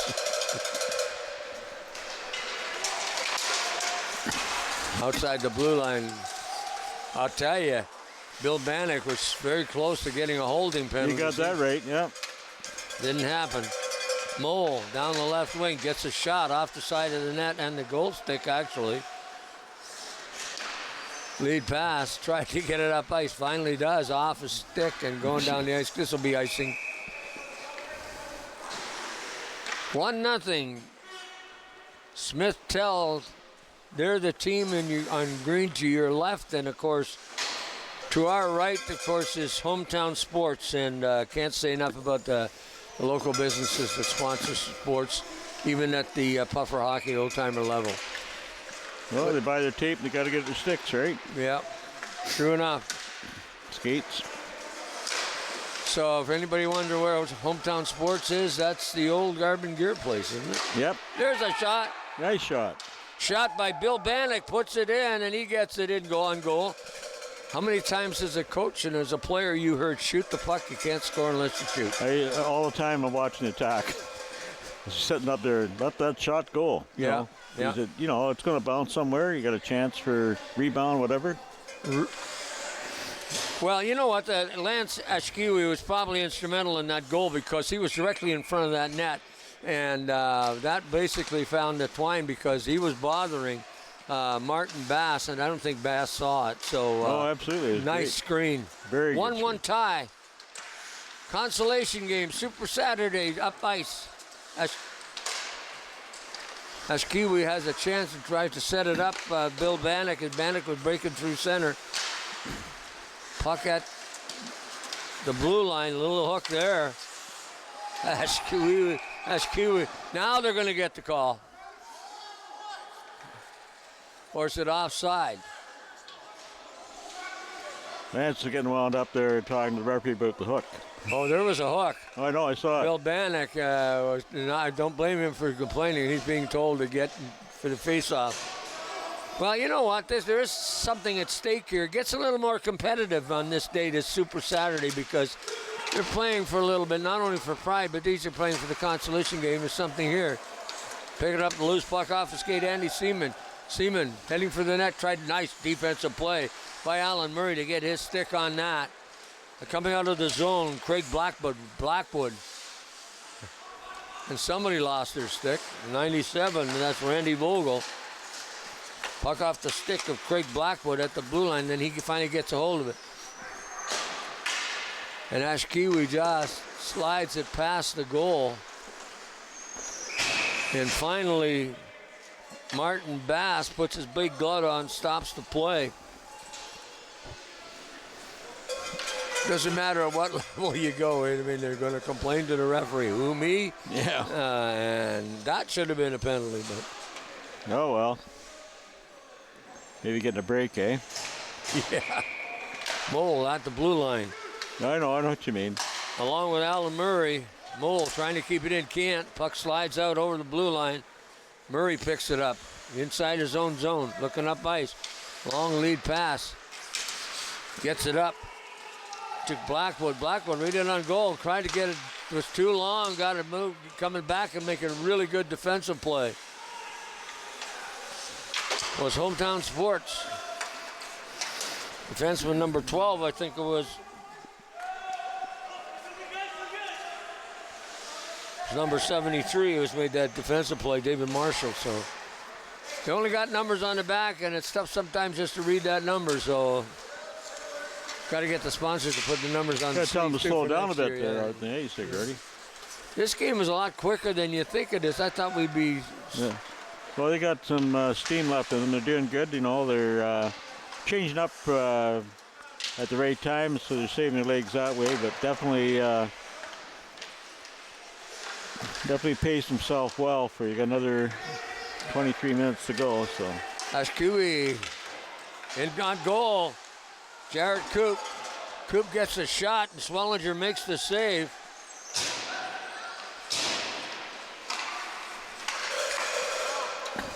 Here comes Smith Tell again. The puck going down the ice, going to be icing.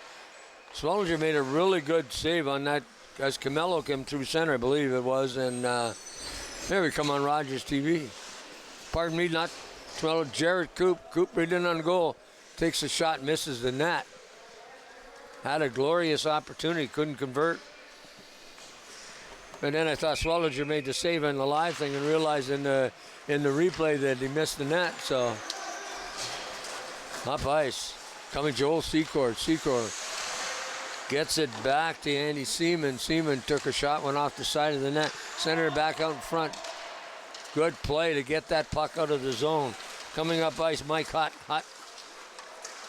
Tried to get it up to Bill Bannock, who was breaking. Good defensive play by the D from Smith Tell. Back to the blue line. Steve Ritchie just fires it in and off a body in front.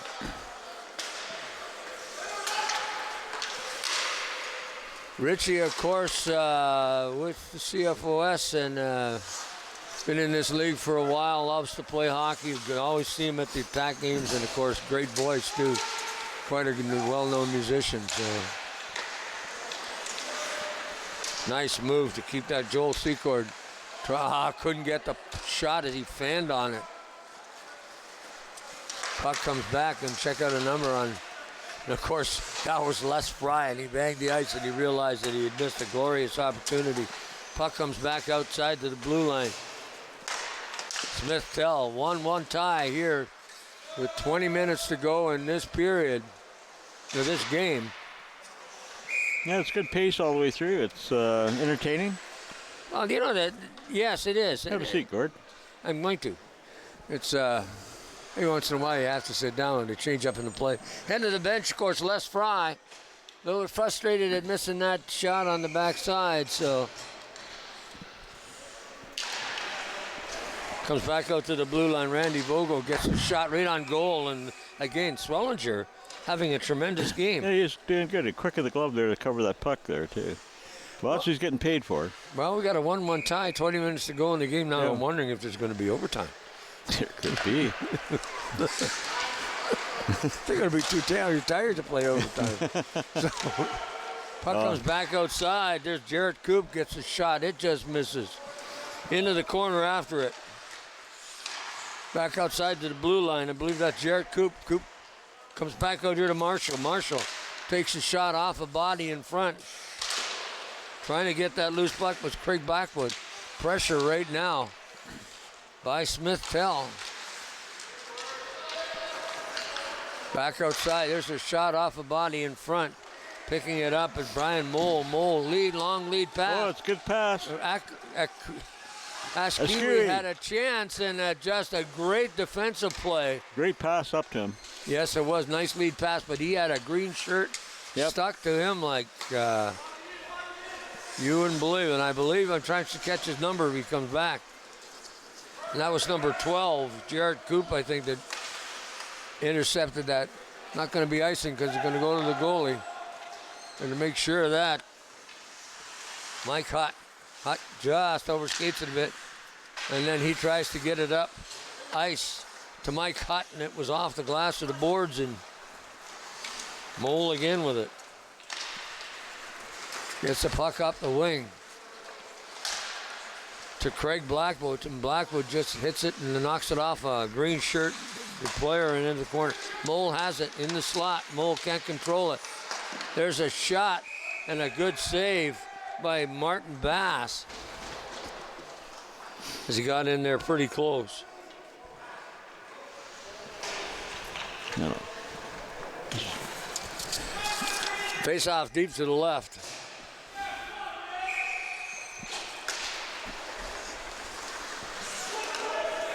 Puck comes back around on this side, and then Bill Bannock. Bannock just takes a shot loose right in the slot. Oh, that's Kiwi couldn't put it away. Yeah, he's right there to do it. But they're shooting the puck. It's going to happen. Pass comes up off the state in front. It's Joel Secord. Oh, what a sequence off the skate, eh? Yeah, Secord gets it again. What a save by Swellinger on that one. Beautiful save. Good nice bounce off that skate up through the middle to bounce in there, eh? Well, Secord has had some opportunities too, and just hasn't been able to bury one, and it's a part of the game. 1-1 tie here at the Rogers, on Rogers TV this afternoon from the Lumley Bayshore Community Center. Super Saturday for the Puffer Hockey League. Puck comes back outside. There's a shot. Blocker save. But Joel Secord, and Swellinger stops it with the blocker. Kept in by points. And I hope that's the correct pronunciation. If it isn't, I apologize. Offside at the blue line, going to change him up by the green shirts. Give him a bit of a breather, take a few seconds here to do that. Should take just a little more time.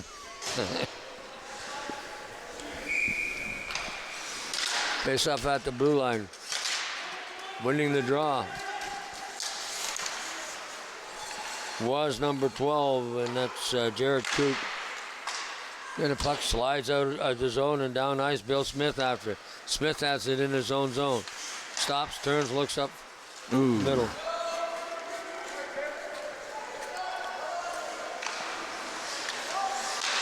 Pass out, Eskiwi has it, and then he just slides it up the ice and going to go down. It was off. It's going to be icing. So Bill Smith was back there to get it. Just want to say, well, cool it was to see Gary Byers and Mel O'Neill do the first game this afternoon. Both of them are active players in the league, and I think Mel is the president of the league, if I'm not mistaken. At one time, yeah, he's been there for a long time, yeah. And Gary Byers, of course, is a sponsor for years. In one of the teams, which will be in the championship game, which is our next game. Good shot, good stave by Swellinger. Chasing after it. Randy Vogel. Vogel stops in the circle. Just dumps it up the boards. Kept in by Wiley Lenny Neal. As he intercepted the pass, and of course it was offside. They couldn't get it out in front.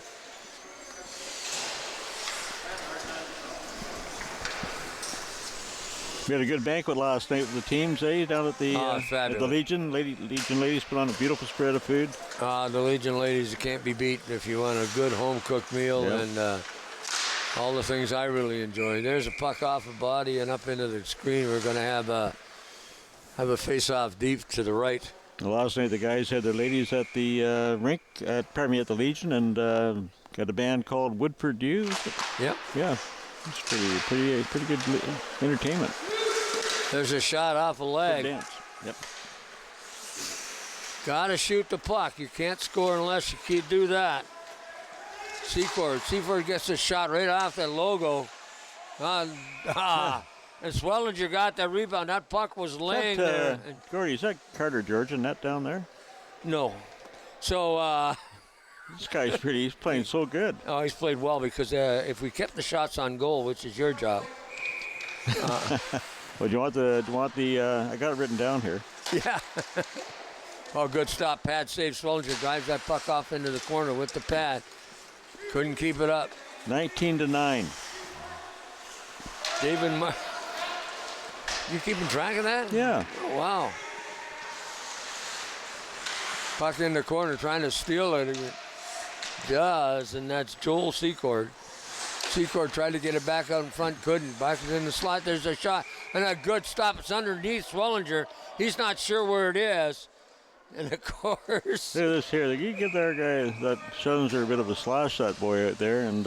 Well, he went into the thing looking for it underneath his pads, and that's a Joel Secord. Come on, that's not.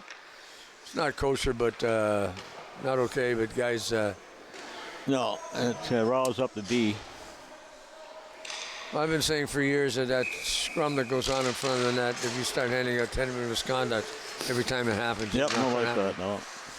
But they don't. They let it go, and then it festers, and it gets worse. With the puck at center ice.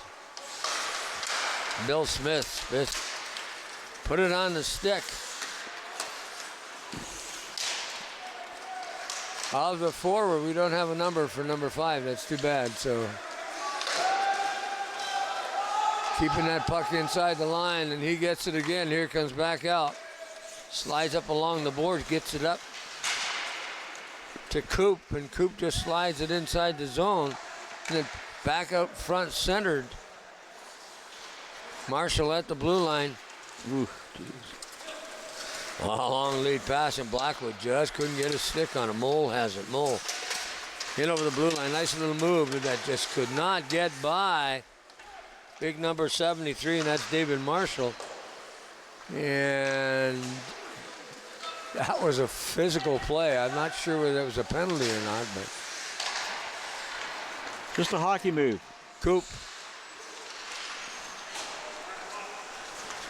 Hometown Sports steal the puck. Puck comes outside, just inside the blue line. Long lead pass right on the stick of Blackwood. Blackwood takes a shot off the logo. Another shot. Good stop. Martin Bass, we get a goaltender's duel this afternoon here in the consolation final. Here on Super Saturday on Rogers TV. There's another shot by Blackwood as he got off a body and went off into the corner. Smith-Tell get the puck in their own zone, kept in at the blue line. Jake Gooby. Gooby slides it in right into the slot area. Couldn't get the back shot away. Bad bounce in front. Couldn't get a stick on it. Wajashkiwi as he was there and had a chance to get coming up ice. Jared Coop all alone. Coop going to take it in on goal. Shoots it wide. Loose puck. Scores! Bayshore bounce. Wow. That was a great shot. Quick one, too. Bayshore bounce is exactly how that was set up. As big number 2, Les Fry, put it away, getting that puck off the boards. You're going to see coming down the court is Jared Coop, and watch the bounce. Back out the other side, boom. Perfect. In the net. Didn't waste any time. Played a lot of billiards, those boys, I think. Yeah. Now, the question is, when they put these new boards in, are we going to have anything called the Bayshore bounce? Oh, for sure. Yeah. Well, I don't know about that. No, there will be. Well, the boards are not going to be made out of what's yeah, made but they'll still do the job for the players. They'll get to know them and make them work.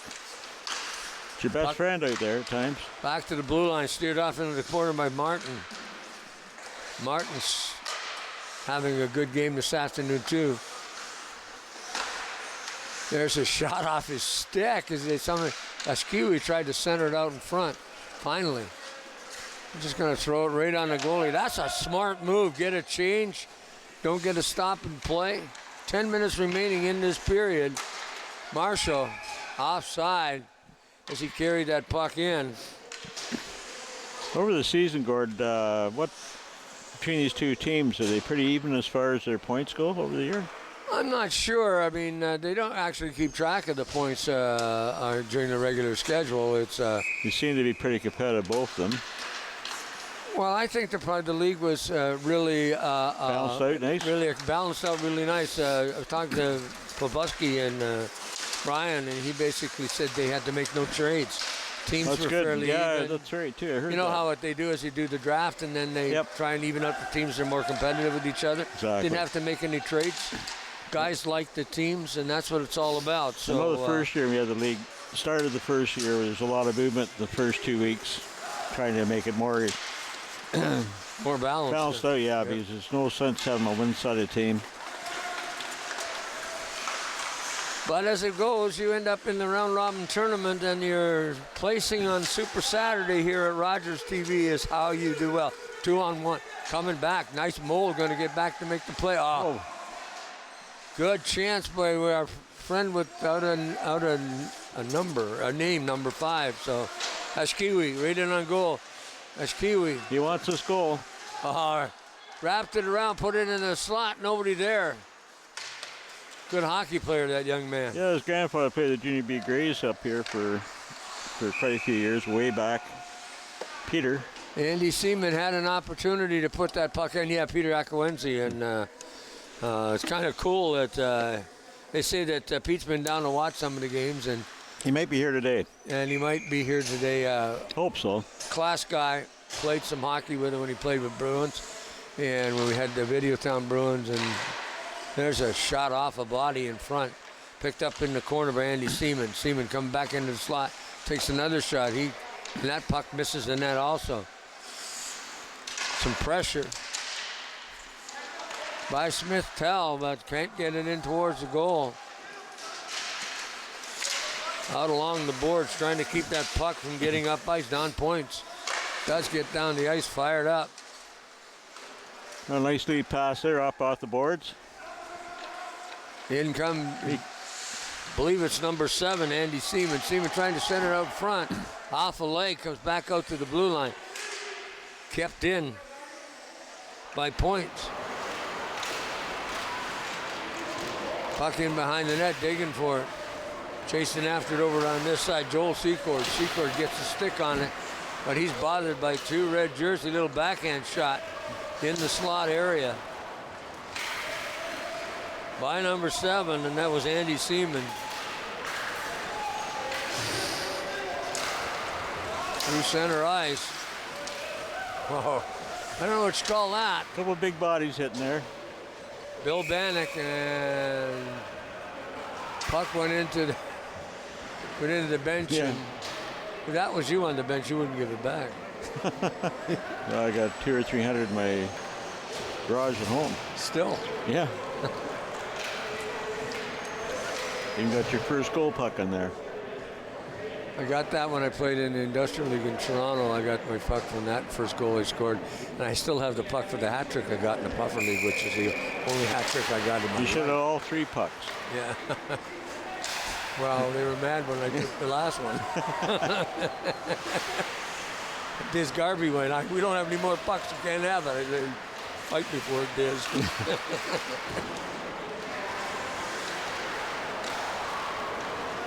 Boy, that's a name, too. It's synonymous with hockey and baseball in this town. Umpire and referee for years. Diz and Frank Garvey. Yes. Back to the blue line, kept in by Murray. Murray takes a shot into the slot. Couldn't get it through, and Smith-Tell bring it out along the boards with that puck. Jared Coop. Coop going to drive to the net. Does. What a great stop by Swellinger. Another save. Whoa, that was wonderful goaltending. Boy, that kid can move. That guy can really move from side to side. There's some good skill in this game this afternoon, folks. So put this on your calendar for next year to watch these old guys play. They love to play hockey. Wouldn't mind a few guys in the seats. There's like 1 or 2 here that you can find. Chasing after that puck, Bill Smith. Bill couldn't get it out. Kept in by number 9, Lance Ashkiwi. And then fired off the boards as Mole gets a hold of it. Mole trying to get it across the blue line. Lead pass. Gets it to number 8. Or pardon me, 8, Mike Hutt. Hutt fires it in.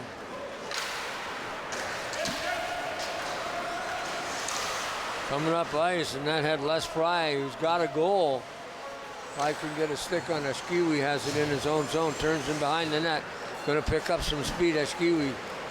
Got some wheels coming down the left wing.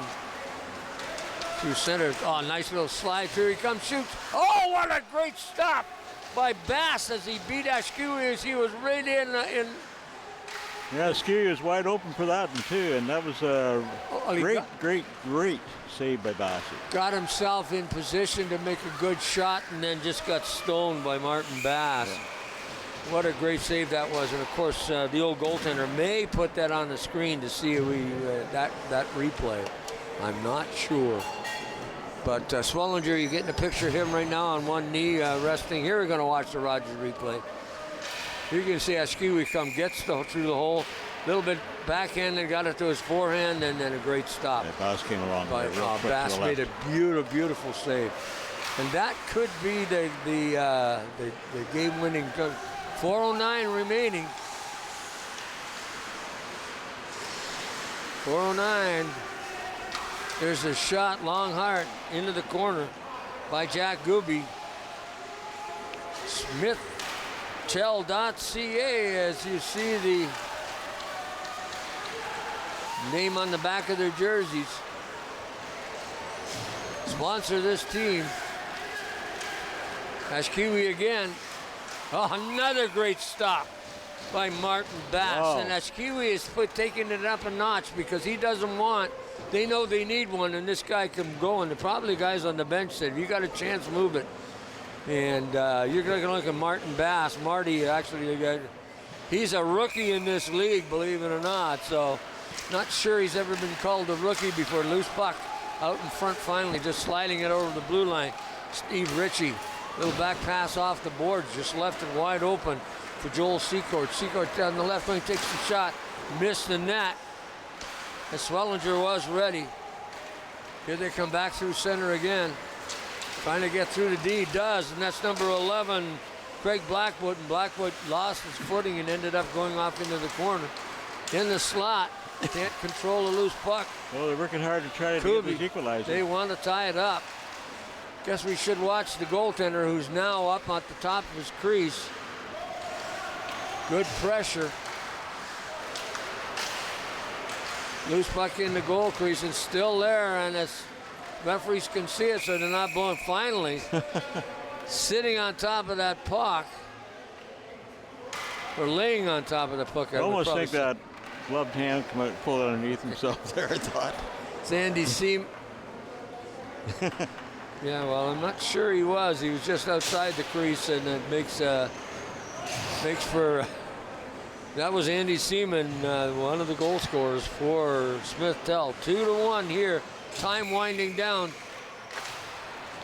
2 minutes, last 5 minutes of the period of stop time. So you know that Hometown Sports are going to be really. There's a shot, good stop by Martin, and that puck just got a piece of him and went off. And finally, Martin's going to put the glove on it. Okay, pull the goalie out now. I would do it. If I was a coach, I'd be pulling the goalie. Yeah, pull him out now. Get it loaded up out there. You got your opportunity right now, and you got it down the zone. You seem to have control of the puck more. You should definitely have that goalie out. Well, I got a coach who hasn't made the decision to pull him. Well, right in on goal, 2-0. Scores. That pretty well does it. Got a 2-0 break, and of course, who it is? Andy Seaman. And then he would be getting his second goal of the game, and boy, I'm telling you, that's a heartbreaker as it comes with 1 minute and 30 seconds left. Absolutely. In the game, and so SmithTel has got Hometown Sports in a hole. Chasing after the puck is points. Doing some forechecking, trying to center it out front. They need one. Goaltender is still staying there. Puck comes out to the blue line, knocked through into the slot area. There's a shot, another good stop by Martin Bass, who right now has made some really unbelievable saves in this last 10 minutes of this period. Keep this game close. And he had the puck in his underneath his goal pad. Had to take his gloves off to get at it. Ashkiwi at center. Loses the draw. Then it's just dumped through center ice. Up along the boards. On the puck is Bannock, and Bannock just throws it in deep. Last minute of play in the period. Time is running down. Whoa, whoa, whoa, whoa, whoa, whoa, whoa, whoa. I don't blame him for being a little bit upset at this, but I think that's Mole. Yeah, he's a spirited player, that guy. Maybe a couple penalties, maybe. I wouldn't give him any penalties. Well, he's getting them. They're still both going.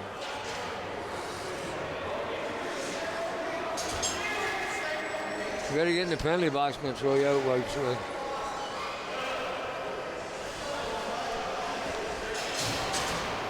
Number 10, Brian Mole, is not a happy camper.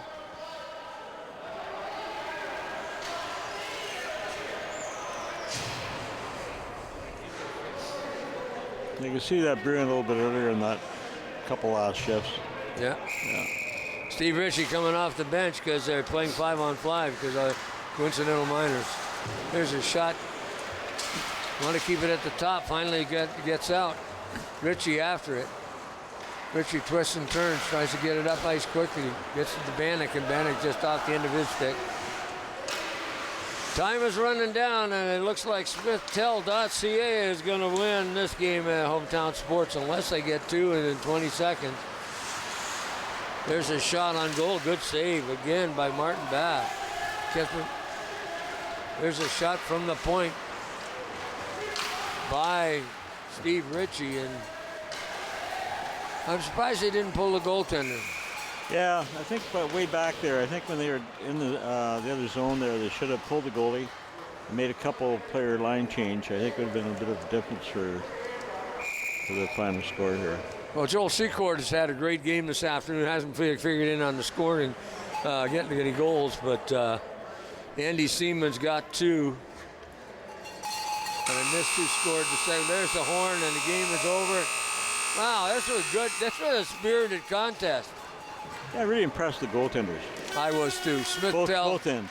Smith Hometown Sports, they did a tremendous job. Both these goaltenders, Martin Bass really made a couple of big saves, and one was on Ashkiwi and had it right in on his doorstep, made the save, and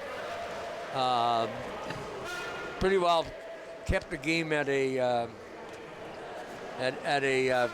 point where they've made it easy for them to get a goal, and then he saved the game as they were up by one at that point. So we are watching them shake hands at the end of the game. This was all about. I know Mole had a little bit of. You didn't see who the other player was. I can't remember. They had a little, but you know. Every once in a while, you could see the other players. You could see the other players moving in to separate them. And that's kind of cool. You're not getting the third man in, but they're basically. No, Skewy came in and grabbed, put the hammer on one guy to hold on to him, and.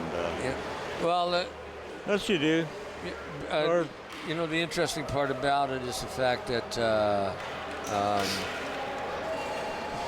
that it was fun, and I'm just noticing, and I want to apologize, is that John Bria was number 5 for Hometown Sports, and the secret number 5. But we did not have a number 5 for SmithTel. So they're getting their pictures taken at the end of the game, and you can see some happy. Martin Bass, I'm telling you, he was instrumental in them SmithTel winning the game because the play was unequal. The play at both ends of the ice was basically equal with the offensive.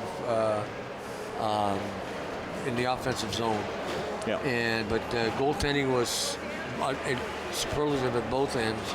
Chris Swellinger and Martin Bass, but I think Martin Bass stole the game for. Well, as I said earlier, it's the goaltending was really good to watch. You know, some pretty good shooters there and entertaining. Well, it certainly was entertaining. The other thing too is the fact is that it was entertaining. The fact that these guys still got skills. And you watch them, maybe they know the skating is not as good as it But they used kept to the pace right to the end of the game. Exactly, and it wasn't as slow as I've seen these games before. We've done these games, and some of them are pretty slow. And but it was a spirited contest. these guys can still skate. Yeah, and I think as far as players go, they're thought about what they have to do to make it work to keep the energies there, and they pace themselves pretty well. Right, and that's all part of it. But the other side of that, they changed well. They didn't stay out there too long. As we explained to you before, there's a 45-minute period instead of playing 3 short 15 minutes. If the game is within less than 5 goals at the end, the last 5 minutes is stop time. So they they played that to the max, and it was absolutely an entertaining game from my point of view. I was surprised at the speed, and I don't mean it was well. Well, the next game may be a little quicker. Gary Byers is playing. Oh no, it won't be then. Maybe not. No, but his pass will be sharp as a pin, eh? Mel and Gary did the first game, and maybe tired out already. Yeah, exhausted. You're tired from. I hope you people at home enjoyed that.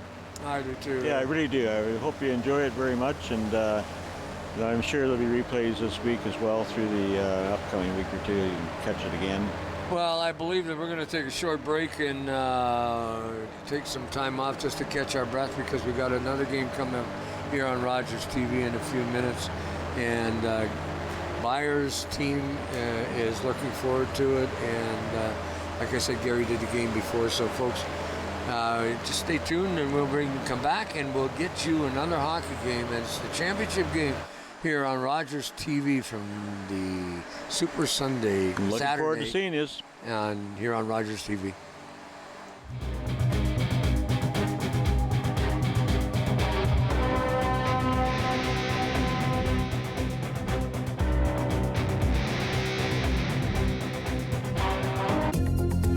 With Canada's sovereignty and economy under threat, this election is a defining moment for the country. There's so much on the line. Get to know the candidates running to be your MP and represent your interests in Ottawa. Hear from your local candidates during Rogers TV's coverage of the local campaign. And on election night, Rogers TV delivers the local results. Rogers TV. Watch, learn, vote. Team A is going to be my hands on the seabed replacing pipeline. They are the elite few with the most dangerous job in the world. Smack! Diver 1, where are you? He's gone. Based on the incredible true story. I got an idea. No one gets left behind. I'm not losing a diver today. Last breath.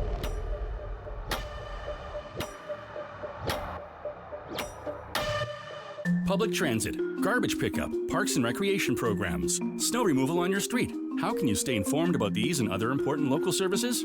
Tune to City Council coverage on Rogers TV. See your community leaders at work on Rogers TV City Council coverage. You're watching an interesting local show on Rogers TV and you want to know more. That's when you head to rogerstv.com. Our website provides more information about our programs, our hosts, our schedule, and about how you too can get involved with Rogers TV. Visit us online at rogerstv.com.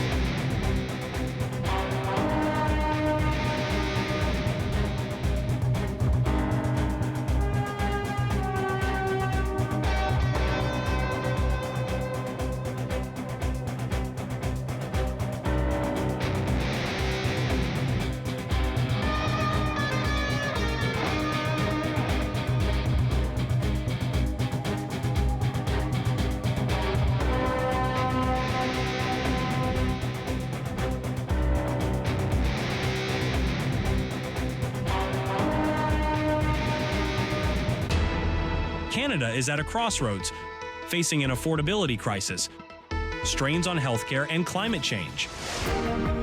Get to know the candidates running to be your MP and represent your interests in Ottawa.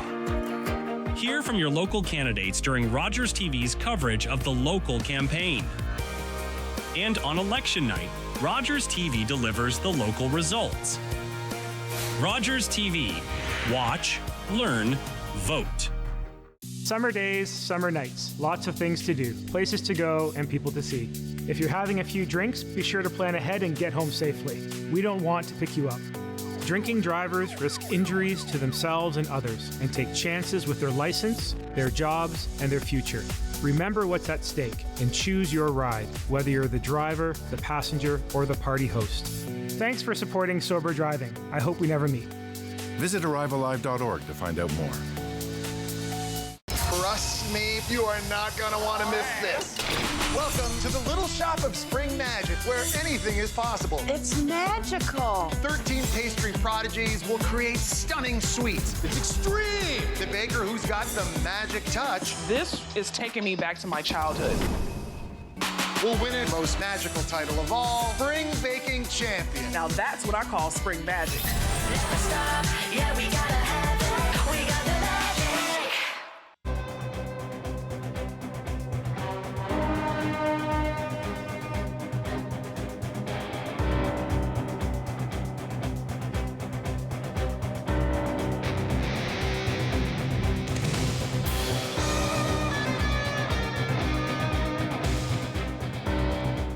Here we are, Owen Sound Puffer Super Saturday Championship game coming right up on your screen.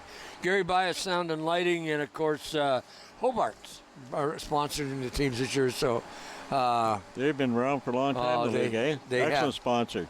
There's some interesting things in this game too. Is number one is Caleb Boss is a rookie, so we got to remember that Caleb, if he has trouble, it's because he's inexperienced. Oh, okay.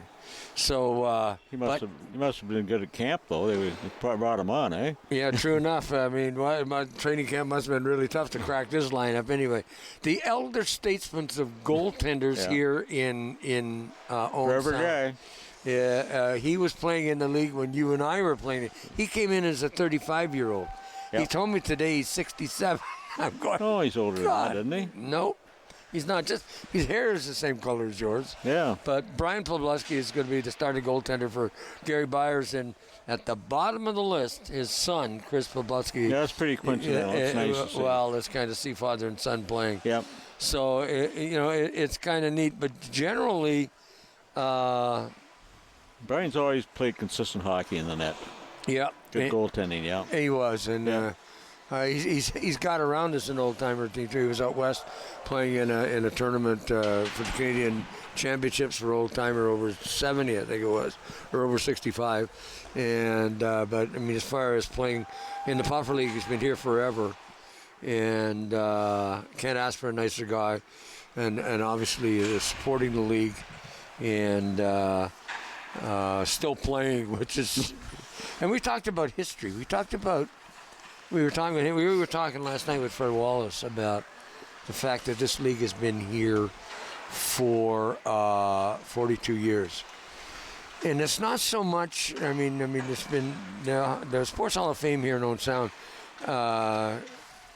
should really take into consideration, maybe not so much the founders like you and Dave and Dave Tedford and Shifty. And even Goo Nixon, which always surprised me about that story. Yeah, it's pretty cool. Not so much that you guys go into the Hockey Hall of Fame, but you could go as builders. But the league should have a place in the Hockey Hall of Fame because of its longevity, what it's done for old-timer hockey here in Owen Sound. In fact, it's now part of the mosaic of hockey history. On Owen Sound Minor Sports, when I do game on Saturday, and I say to people, the Attack aren't the only game in town. Mm-hmm. So we have minor hockey. We have kids that are playing. Come on down to the seats. Not only that, but we have the ice hockey girls playing hockey. And, of course, we have old-timer hockey. There's still some travel old-timer teams. There used to be 4. When this league was formed, there was 4. And now this Puffer Hockey League. but 42 years in this city providing a venue for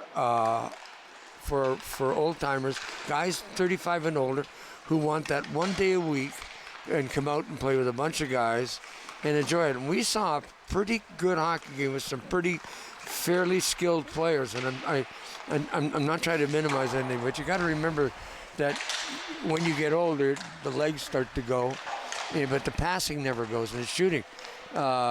In the first game, I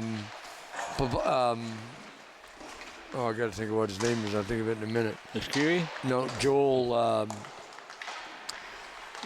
Isn't that terrible? I coached him in hockey. But anyway, he got to shoot the puck, get the puck on goal.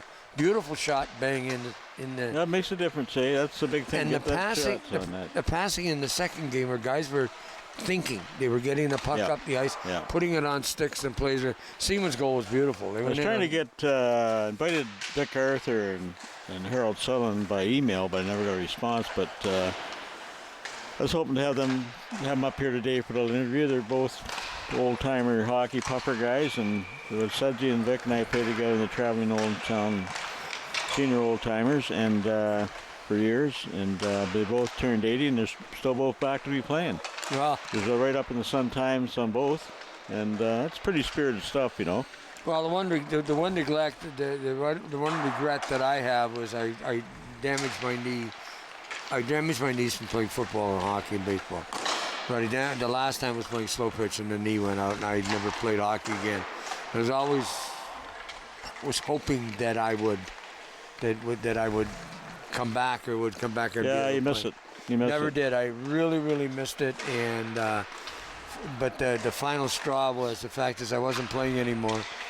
And Davey Swales came to me and said, Davey Swales, I need a new pair of skates. And I said to him, I said vacuum tax. I mean, at that time when I got them, they're about the best that you could buy. I said, I got vacuum tax. He says, what do you want for them? Give me a bottle of scotch. And he did. He gave me David's quite a character. 12-year, and gave the bottle of scotch. So I got some good value for my money. But really missed it, and this opportunity, and these guys are playing it. Getting back to what I was talking about Hockey Hall of Fame, or the Owen Sound Sports Hall of Fame. Well, I'm missing the boat by not putting this league or giving it some. Well, Hall of Fame was approached by Mal O'Neill a couple years ago for me as founder. Then submitted that, but it wasn't approved. But that can change. I think it will down the road. I don't even know who's on the board anymore, but I was tempted to write a letter about it. It'll find its course. It's not the end of the world, but I hope that someday there'll be something there. I think this league's got another half century out of them anyways.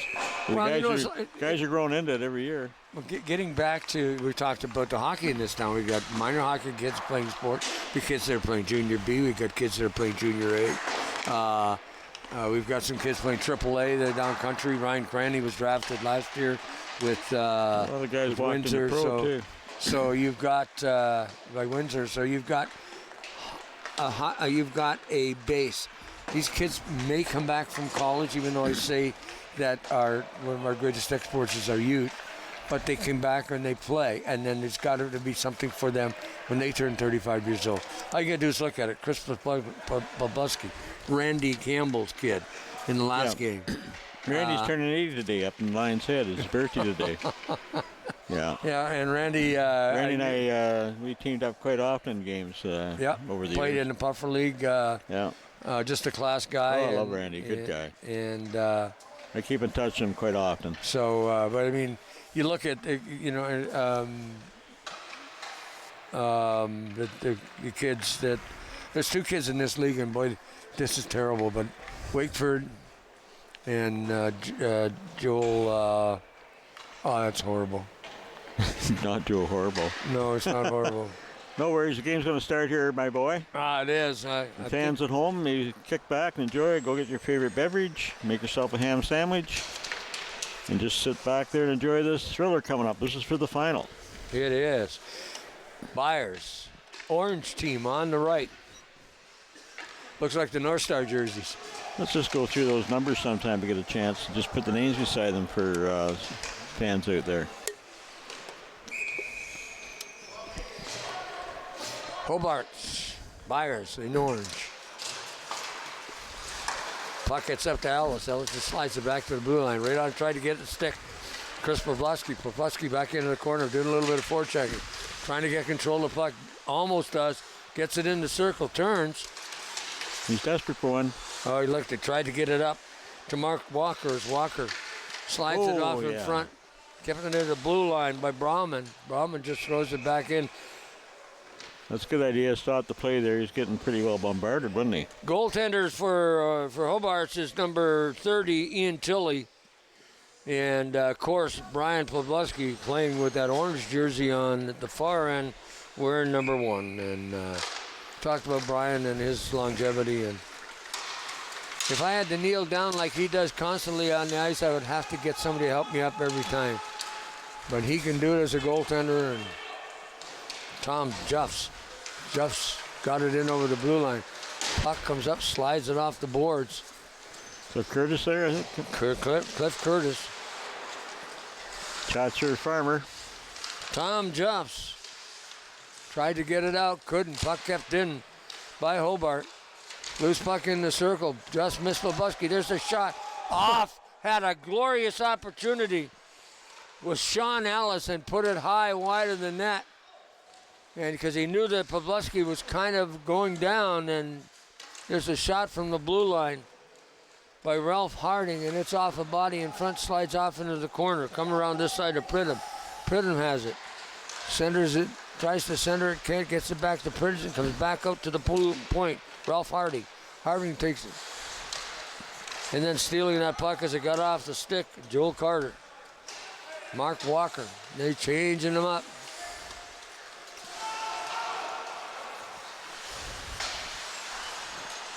There's a shot from the point by Ralph Harding again. Probably it's more like a pass. O'Neill. Mel O'Neill tried to get it up. Hobart takes it at center ice. Shooting that puck in, Robert Klein. Klein going to forecheck. Puck gets back on the stick of Mel O'Neill. O'Neill looking for long lead pass through center off his stick. And that's number 10, Dan Weir. Weir had it off a stick. Caleb Boss.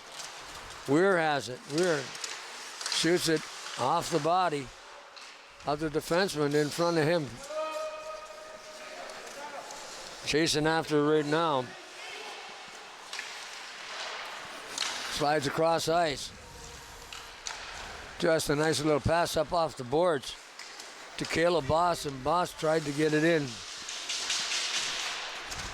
Boss up along the boards. He loses it. Robert Klein gets it. Klein has a chance, takes a shot off Pavlovsky in front. Clears out.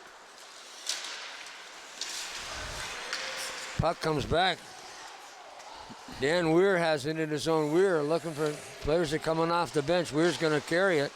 Going to take it up along the boards. Checked by Cliff Curtis. And the puck ends up by Scott Ramage in behind the net. Chasing after it. Mark Walker. Then getting that pass. Sean Ellis. Ellis tries to slide it up the boards and slapped right back in Brent Brahman. Brahman has it in his own zone. Brahman off the boards but couldn't quite get it, but does pick it up. It's Tom Juffs. Juffs, long shot, whistles that wide. Hobart's nice stick. Tried to keep it in as that puck was stopped from a long lead pass. Along the boards, Sean Ellis. Ellis. Walker. There's a shot right into the midriff. Good shot. Sean Ellis and Pavlovsky right there. You know, for a goaltender who's been around a while, but he's got great lateral movement still, and he knows exactly where his goal crease was. You've seen him at the top of the goal crease. The player didn't have anything. Ellis didn't have a chance unless he was. He cut the ankle down really well. Yeah, plays the angles. See Gary Byers over on the bench with the orange construction helmet on. Yeah, Gary, I think is hurt. He's coaching. Yeah, he is. He's got a stick in his hand, too. Look at that. He's going to be hitting those guys in the head. That's the key to the dressing room. Come on, Paul. Still going to be whacking them with it. Yeah. In that corner, Brent Brofman with the puck in behind. Comes back out in front, Pavelski. Chasing after it is Ralph Harding, and Harding's just up the boards. Passes it back. Rosenberry tries to get a shot off a body in front. Stick on the puck, Sean Ellis. Puck in behind the net, comes back out the point. Ralph Harding keeps it in. Little pressure. Then finally, Byers bring it out. Byers. That's number 4, and that's Nealons. Nealons tried to center it, couldn't. Back pass. In on it right now, I tell you, Dan Weir just in that circle skating around. Uses points. He got 2 points wide open. Of course, here I go to coach, eh? And the coach with a chance. Cliff Cordes down the left wing off a body, but just enough that Pavelski made a good stop on it. So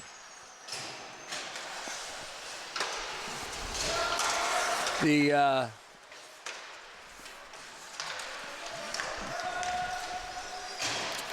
anyway, the puck's off into the corner, back out to the blue line, kept in by Jason Hill. There's a shot off the pad of Pavelski, steered off into the corner. Gary Byers got to just love the fact that he's got Brian Pavelski in goal. Puck into center ice. Trying to steal it, does. Back in behind is Brent Bauman. And there's going to be a penalty here. Yep. Getting up slow, this player, too. He must that's Joe Carter's having a little trouble getting up. He just ducked there, his head, the puck went right over his head. Lucky he saw it the last second. The shot from the point went in on pub. Well, you get harder and harder and harder when you go down to get up. When you go older and you want to get up. Yeah. So, true. So, yeah. No, you're right about that. So it's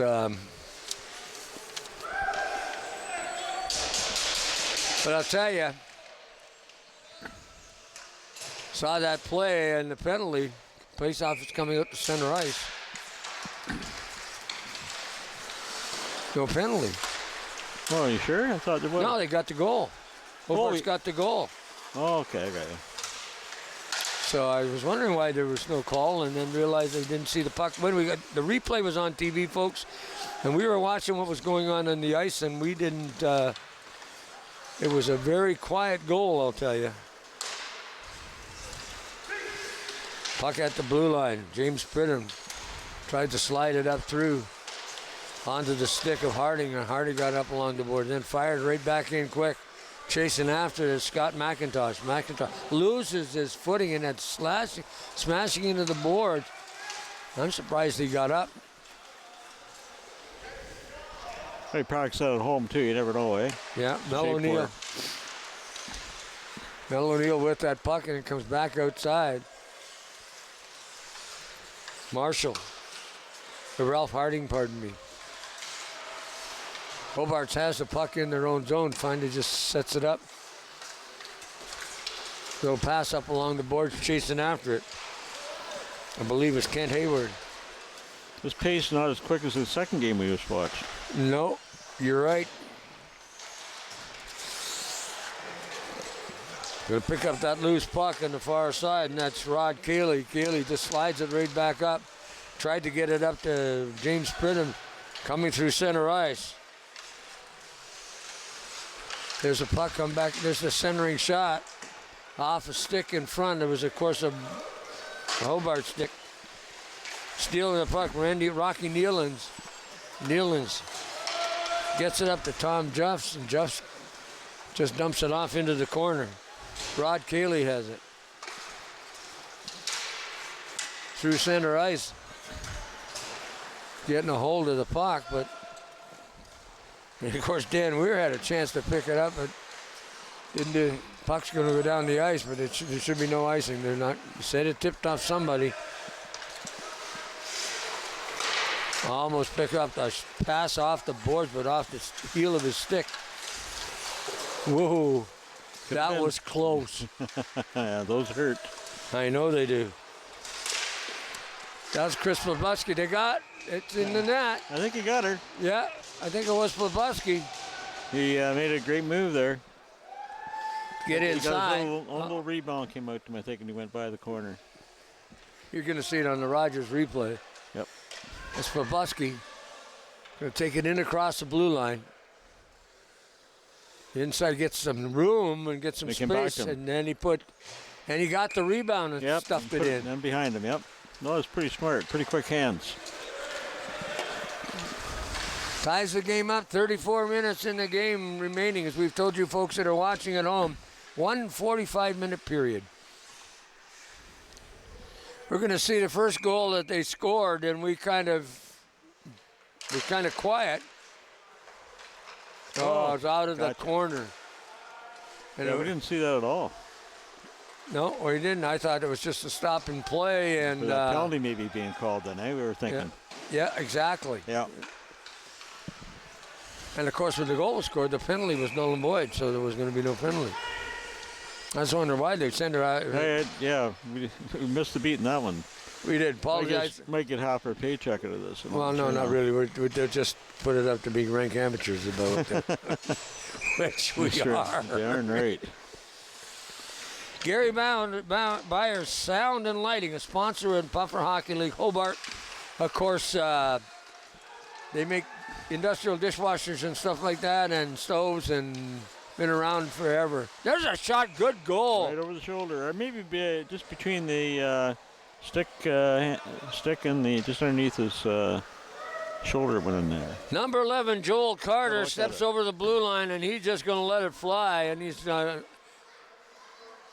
good shot. Yep. Oh, just under the blocker. Yep, under his arm. Plebusky realized he should have had that. Well, he's shaking his head now. Look at it back. 2-1 Hobarts. Coming up the ice, Joe Carter, he's got one of them. Carter has a goal, and he's trying to get his second. Puck's fired down, they're going to get icing.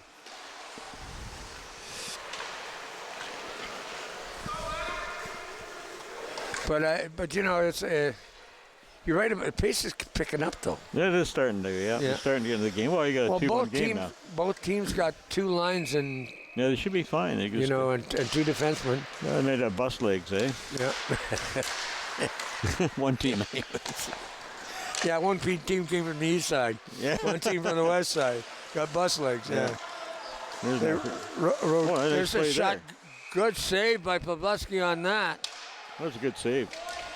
Good. Just curious, were they taking city transit or what? So hope you folks at home are having a good time. We certainly are down here at the Bay Shore.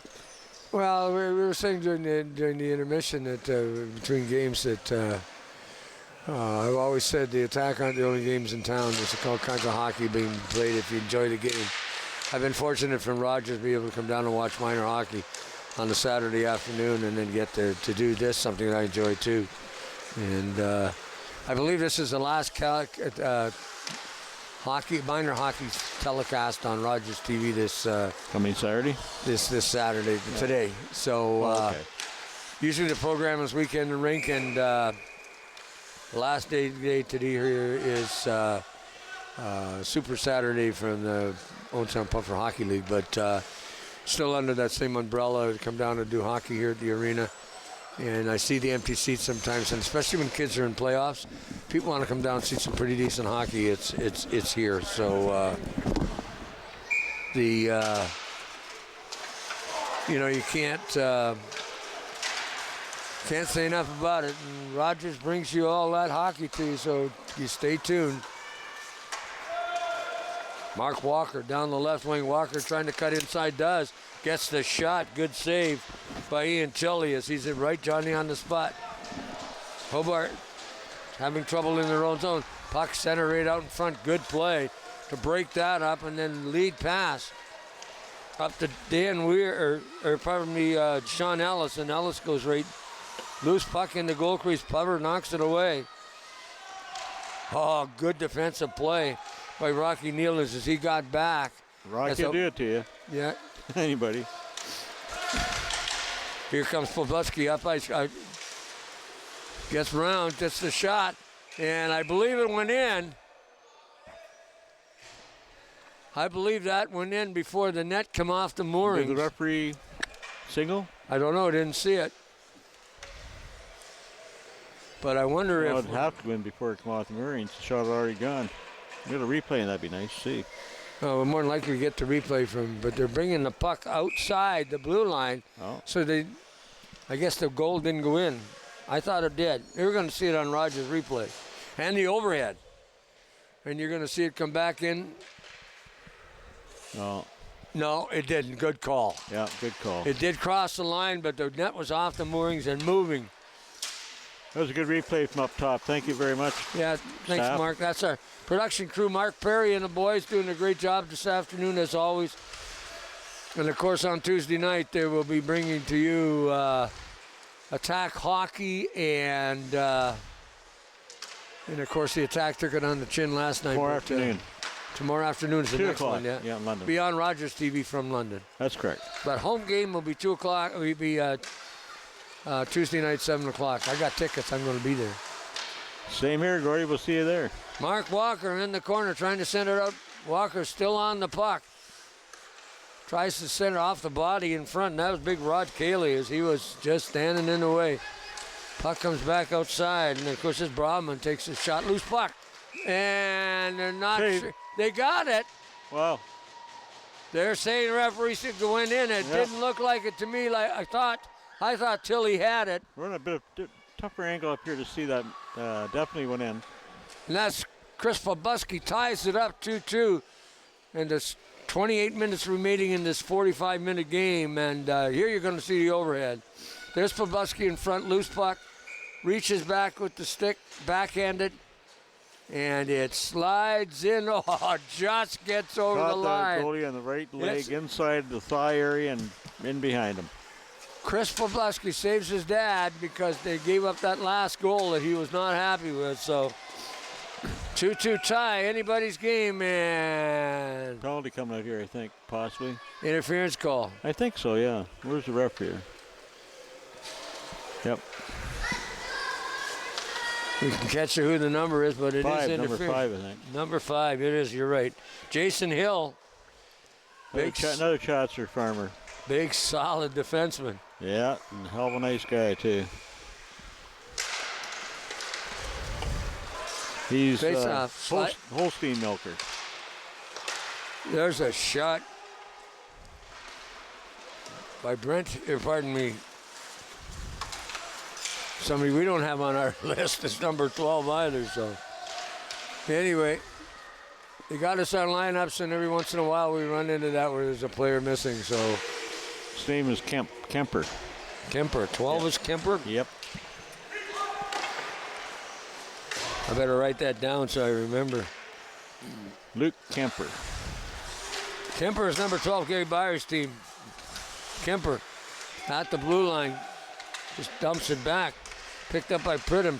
Pardon me. Another good rookie save there. Nylands. And I'll tell you, that Ian Tilley is being tested. That was a quick one right through the traffic, and he picked it off the stick. He went across the crease. Puck rolled off his goalie stick into the corner. Very quick reaction. Didn't have probably 1/10 or 1/1000th of a second to see that puck come through the traffic in front of him. Well, both the game. Well, this game, we talked about the fact that it's supposedly non-competitive, but boy, when you get into these games, these guys are playing for the money. Yeah. And there's a little more effort. More pride than money, eh? Yeah. The purse is not that big. Yeah, more pride than money, that's true. You know what's in the purse, moths. Fire down the ice, off the stick, won't be icing. Going to go right to Pobluski. Pobluski's going to just freeze it. Smart move. Yeah, played that right. Well, if you're not used to handling that puck with your stick, I mean, not everybody's a Carter George, and George can. One of the most unbelievable things about that kid is the fact that he's so aware of what's on the ice, and then of course he handles the puck. Sees the whole pad. Yeah, and he handles the puck really well as a goalie. That's one of the things that really does impress me about him. Carter George has one goal and 6 assists, and he could be playing on a forward line. So, very important part of the offense. Big time, you got that stats. Yep. Byers in on goal, gets the shot, and that's Brent Brawman. I believe that was number 8 that fired that. Some changes on the board, so. Brent Broman.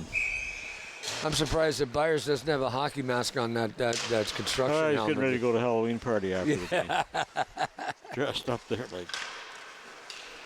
Yeah. Ready to rock and roll. Sure enough. Icing chasing after it. Pavlovsky's going to be first to the puck, slides it around this side, and just flips it. On the blue line, Ralph Harding looking to keep it in. Finally, they do get it out, but right on the stick of Joel Carter, who has a goal. A nice play to lose that. Mark Walker lost the puck and then just managed to get a stick on. Going to be on goal. Marshall. Or Harding, pardon me. Off a stick in the neutral zone. Oh, nice steal. Dan Weir. Weir gets a shot up high. Weir gets the rebound. Couldn't knock it in. Took it right off the face mask, the goalie. Chile got that, you're right, off the face mask and then got the rebound because number 9. Danny Weir's got a nice shot. He's got a lot of power in his shooting. Well, as we said earlier, these guys, the skating goes, but they still can shoot and they can still pass the puck and they can still think the game. Mm-hmm. And they can slow it down sometimes at the pace that they want. Yeah, they started that in the first period, the first 2 minutes. Yeah. And then they picked it up. Well, it's a 2-2 tie. Nobody wants to make that mistake. You got 22 minutes to go. Lots of time, actually, chasing after it. Kemper. Well, lead pass right up. Sean Ellis. Ellis has some room down the left, the right wing. Ellis goes in behind the net looking for the wraparound. Gets it back to the point. Good play. There's a shot into the slot. Ellis going to back pass it. Can't get it through a maze of players in the front. Picked up was Paul Bosenberry, and he put the puck outside the line, but he's looking for a defenseman that wasn't there. Chasing in after this, Caleb Bossy. Bossy loses the puck, and now he's heading back to the bench. Coming back through center ice, Bosenberry, then off a leg. On top of it is Sean Ellis. Finally, Pavlovsky gets it. Pavlovsky's got some space, got some room. Going to do the little back in front, tried to center it out. Couldn't get the puck. Was Tom Juffs, who was there, but just bouncing off the stick when he was being bothered by the defenseman in that play. Hobart's coming down the right wing. Again, it's Paul Bosenberry. Bosenberry gets it off to Cayley. There's a loose puck, wide open net, couldn't put it away. The wrong angle on the stick when he went in there, wide open net. Well, Pavlovsky was down on the other side and being interfered with, couldn't get back across. And it wasn't Hobart that was interfering, it was his own defenseman. So. Exactly, yeah. Great, glorious scoring opportunity, as Danny Gallivan would say. I mean, that goes back a number of years, so we had a glorious opportunity. So, see one of the players there helping, one of Byers' players helping the number 14 up, or number 10 up when he fell down there. Number 10, Sean Ellis, needed to lift up off the ice. Well, right through center ice, a nice pass up to Caleb Bossy, and Bossy centered it back out, off to the wing. There's a shot just wide.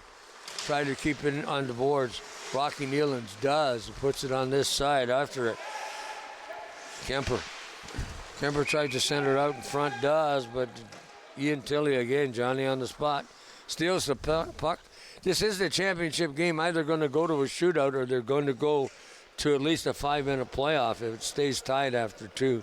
I'm assuming they'll do the shootout. So it's. I don't know what's in the cards in that one, but I've forgotten. It was a rule, but this is the championship game between Hobart's and Gary Byers. Offside, no, almost. Okay. Oh, what a nice play to keep it onside. Puck gets back to Dan Weir, and Weir goes into the corner, looks for somebody covering the points. It's Shea Bailey and doing it. Guy got safe in second base in that one play. You see him? Robert Klein. Klein gets in the third, got some space, slides it through. And Pavlovsky was right there, but that opportunity for Scott Ramage had a chance. 2-on-1. Here comes Rocky Nealons. Nealons going to shoot it. Does. Good stop by Ian Tilley. Good pass over Rocky out front of the net there. But Rocky had a good shot, good save, good play all the way around.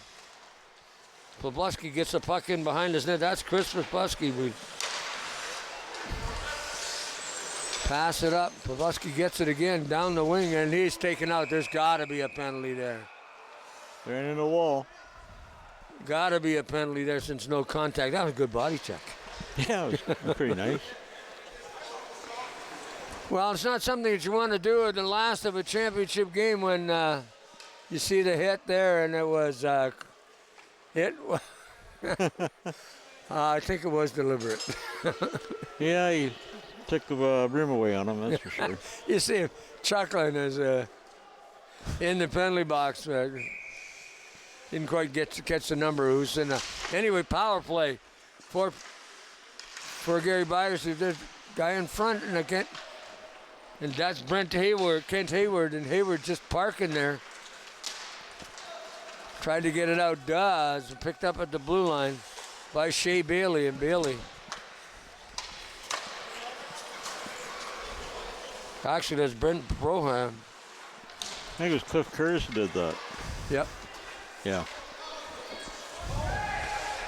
Puck comes back outside the line. They're going to try to set it up, and they're going to play a little offense.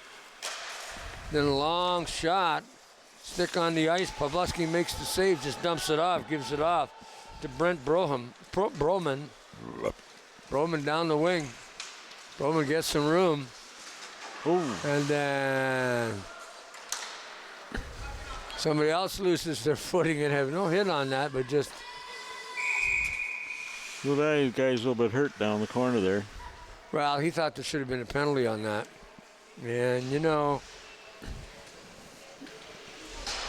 and he's looking at it, he's complaining, but I don't blame him. We'll see who it is, and of course, number 13, Rod Keeley. He's a big guy, boy, when he hits the ice.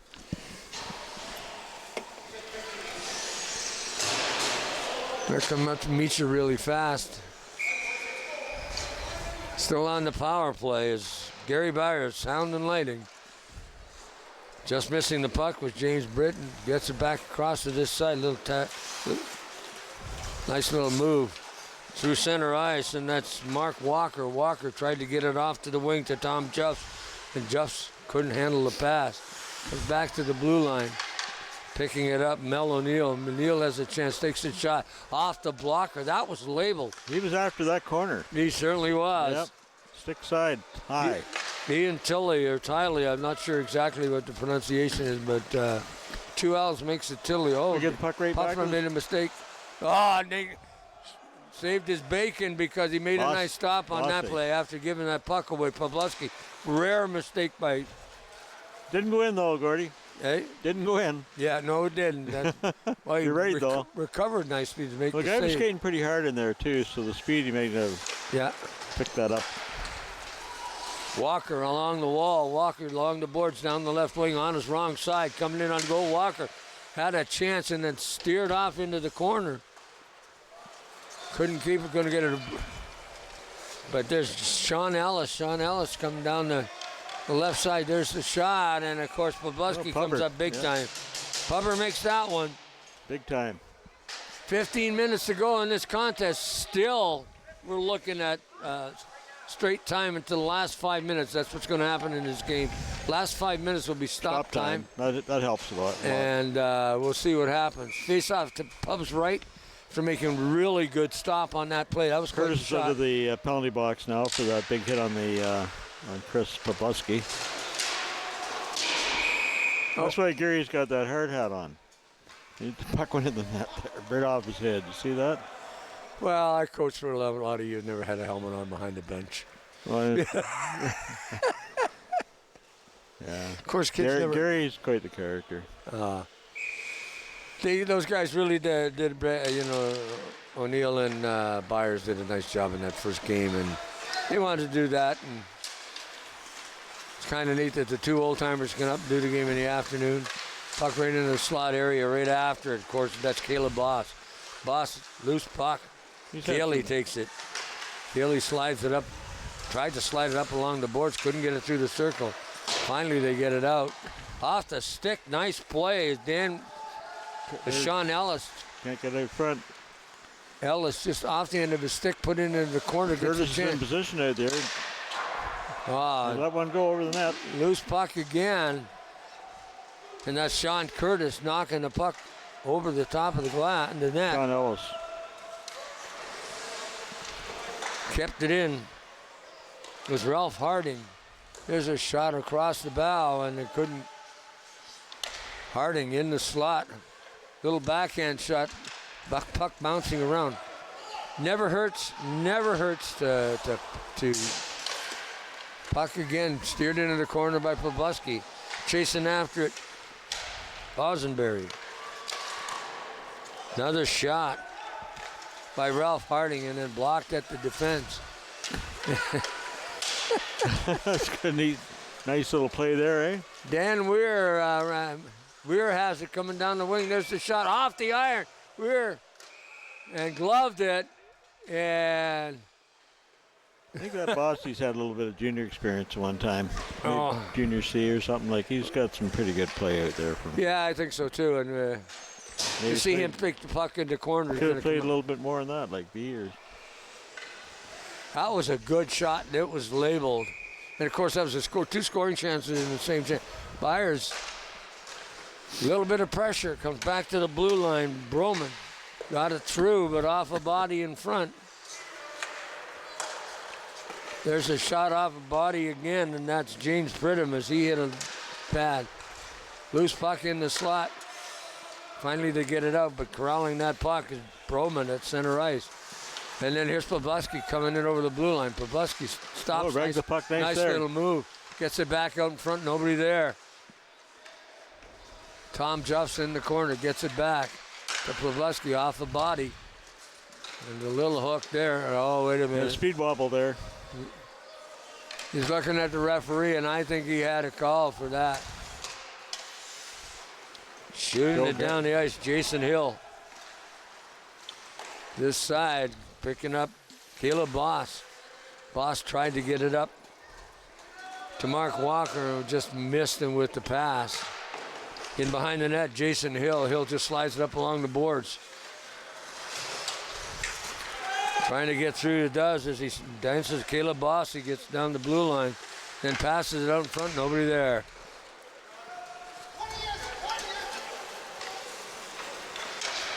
Nice little pass just off the boards. Gets it up to James Pridham. Come back to him up center now. Pridham wants to give it to him. There's for it. Got the puck to the wing. Tried to center it back. They couldn't do it. Gonna play it. Cross ice, off the skate. Almost got a hold of that, and that Kemper. There's the Kemper taking Pridham into the corner after the puck. Finally, the Hobarts get it and bring it out. Carter. Puck along the boards, and now it gets out, and Kemper has it. Kemper all by his lonesome, waiting for the change. Hobart's through center. Cayley. Rod Cayley's still got some speed. And chasing in after Sean Ellis has had a good game. 2-2 tie, 10 minutes remaining. Puck at the side of the net. There's a shot from the point, loose puck off into the corner. Bosenberry tried to center it out. Back to Martin. There's the shot, just whistled wide. Harding had another chance. There's a shot out, kept in at the blue line. Keeley, I think, has it. There's a shot out in front off a body, and finally, Pobleski blocks the side. Puck still loose. Keeley again at the blue line. Keeley. No slap shot in this league, but boy, these guys can sure fire those little wristers. Loose puck deflected off into the corner by Cliff Curtis as he had a chance to get his. Finally, Chris Pobleski has the puck. Pobleski, far side, gave it away. Ralph Harding is just outside the blue line. Harding tried to get it up to Cliff Curtis, and Curtis just ended up going in the corner, and finally puck went up into the mesh and getting the stop and play. Mesh. Yeah. It's glass. That's what I said, didn't I? Mesh. What'd they say? Mesh. Oh, that's okay. I did right. We're going way back, buddy. We're kids.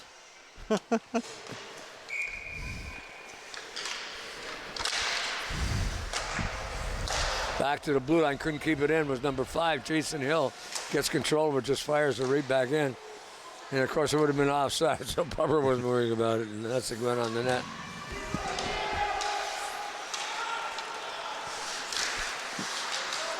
Offside, then he finally gets it out. Bossy out there skating around. Keeping a hold of that puck, Jason Klein. Be careful he doesn't lose it. Klein gets it across ice.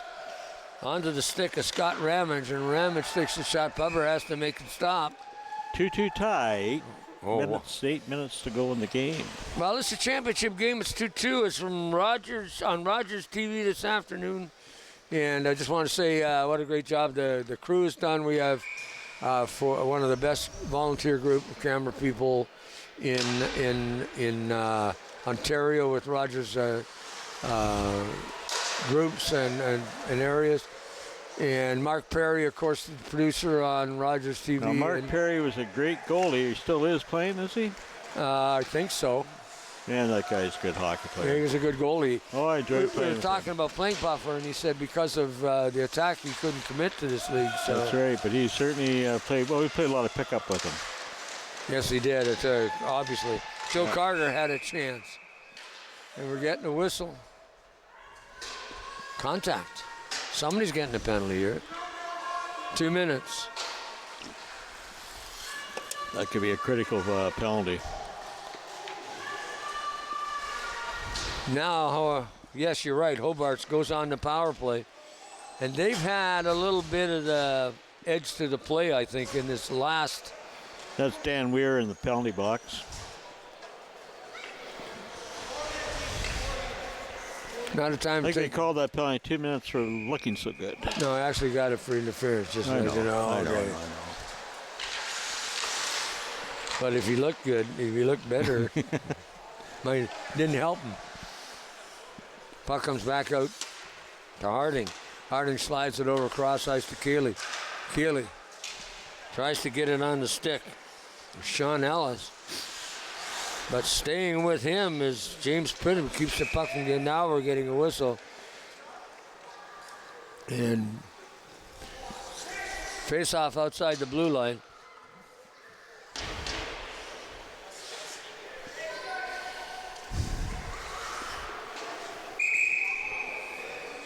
Sean Ellis on one wing, taking the face-off, Bosenberry.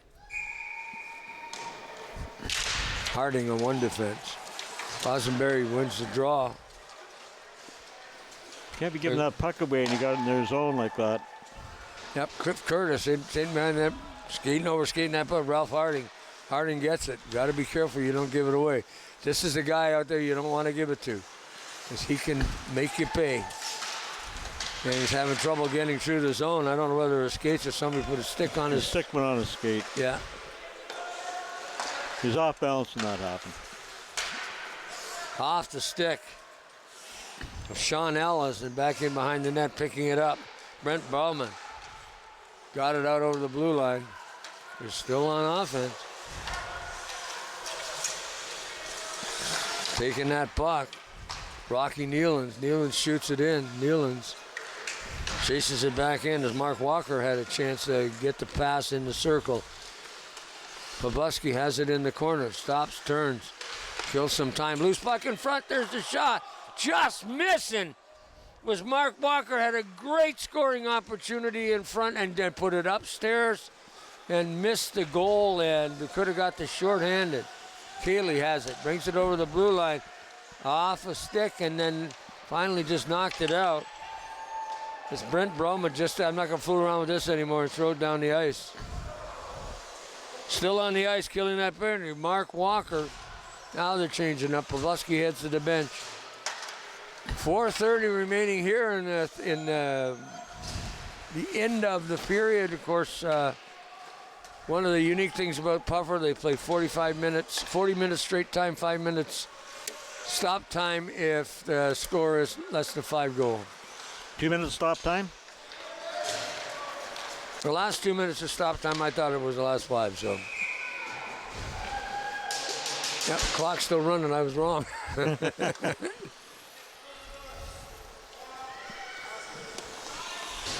Face off deep to the left, to the right of Pabuski.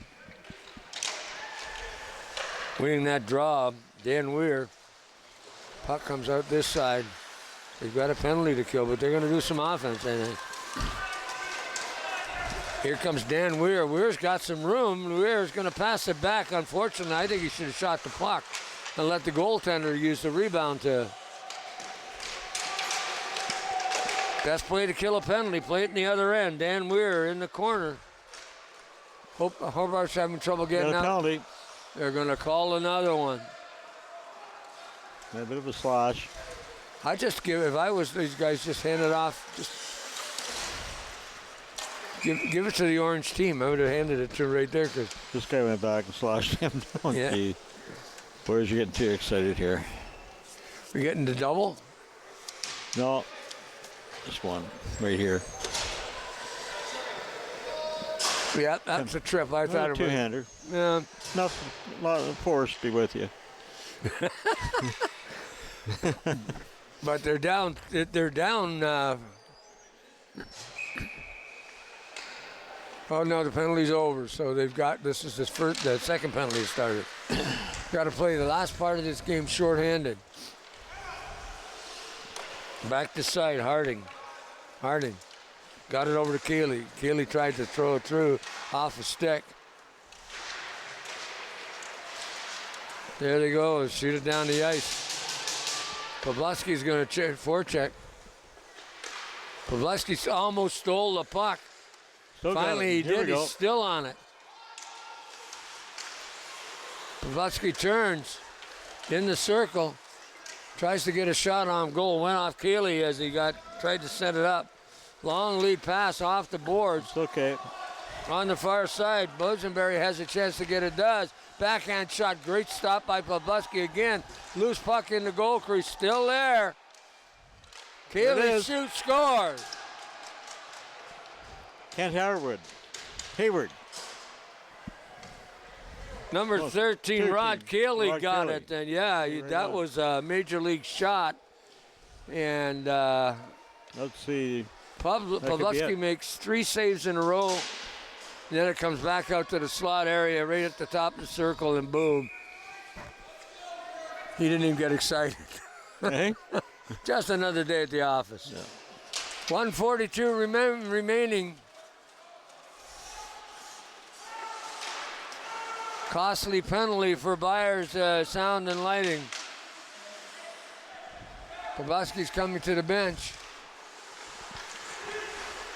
6 attackers by the team in orange.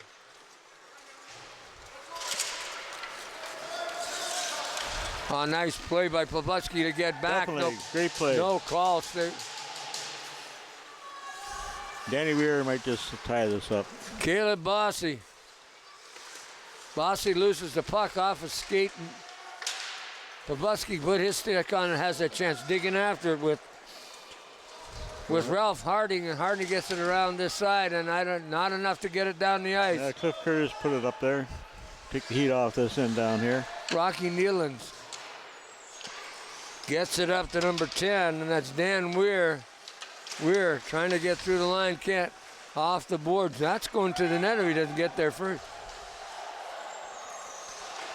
Got enough of it to keep it out. 30 seconds, and this game will be in the books. Gary Byers is down by 1. Picking up the puck is Rocky Nealon. Nealon's going to go in on goal. Got 4. They're playing with 6 attackers. Got it back out to Kemper. There's a shot just off of, I'm not sure whether Tilly got her or went off a skate.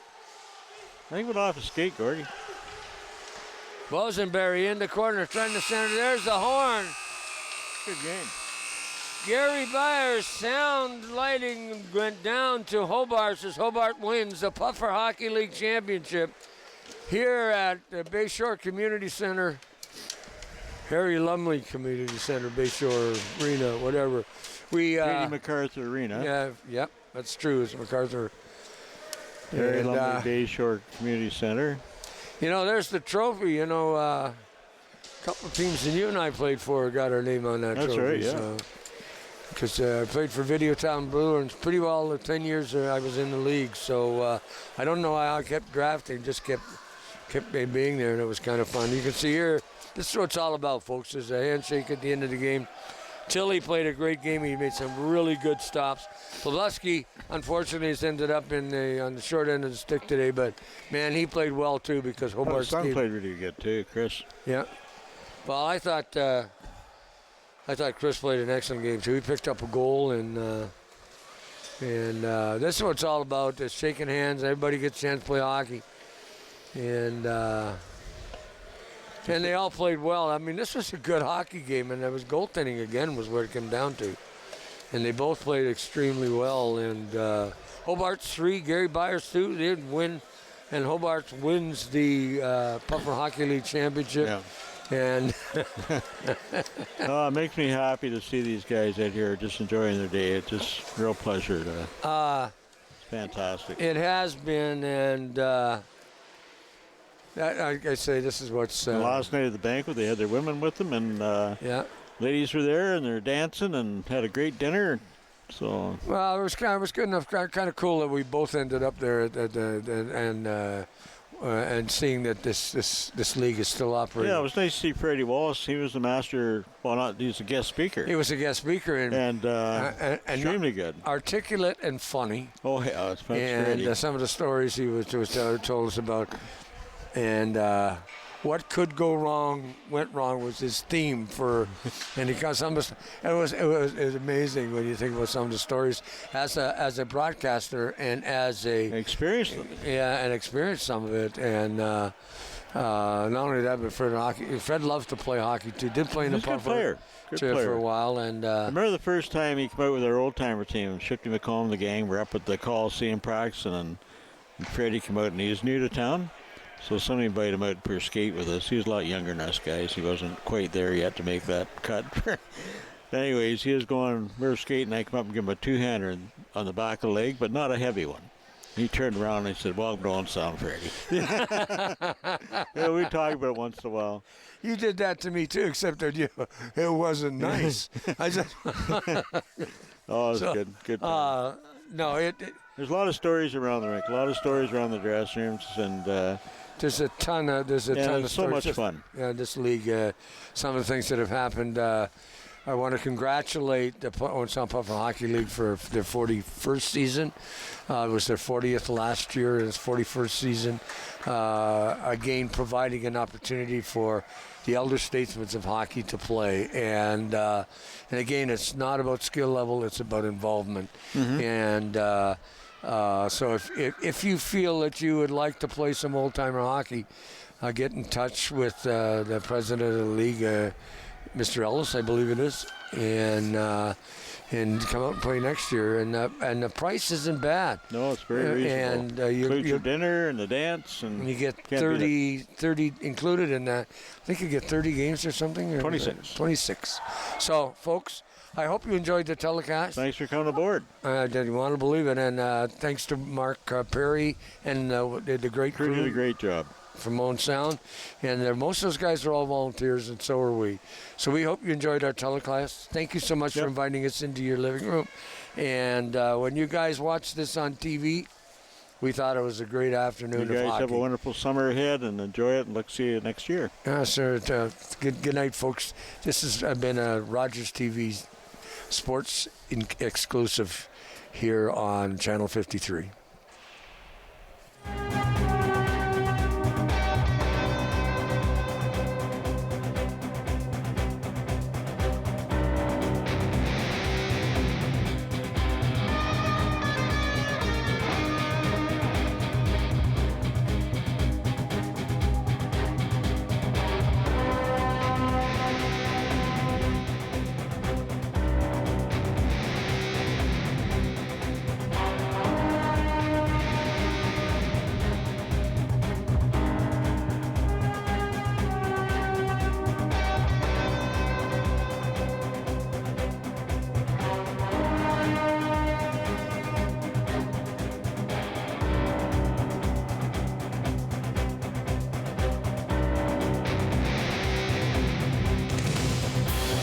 Project, but at this point, what it really sounds like is there will be a lot of public input and public consultation.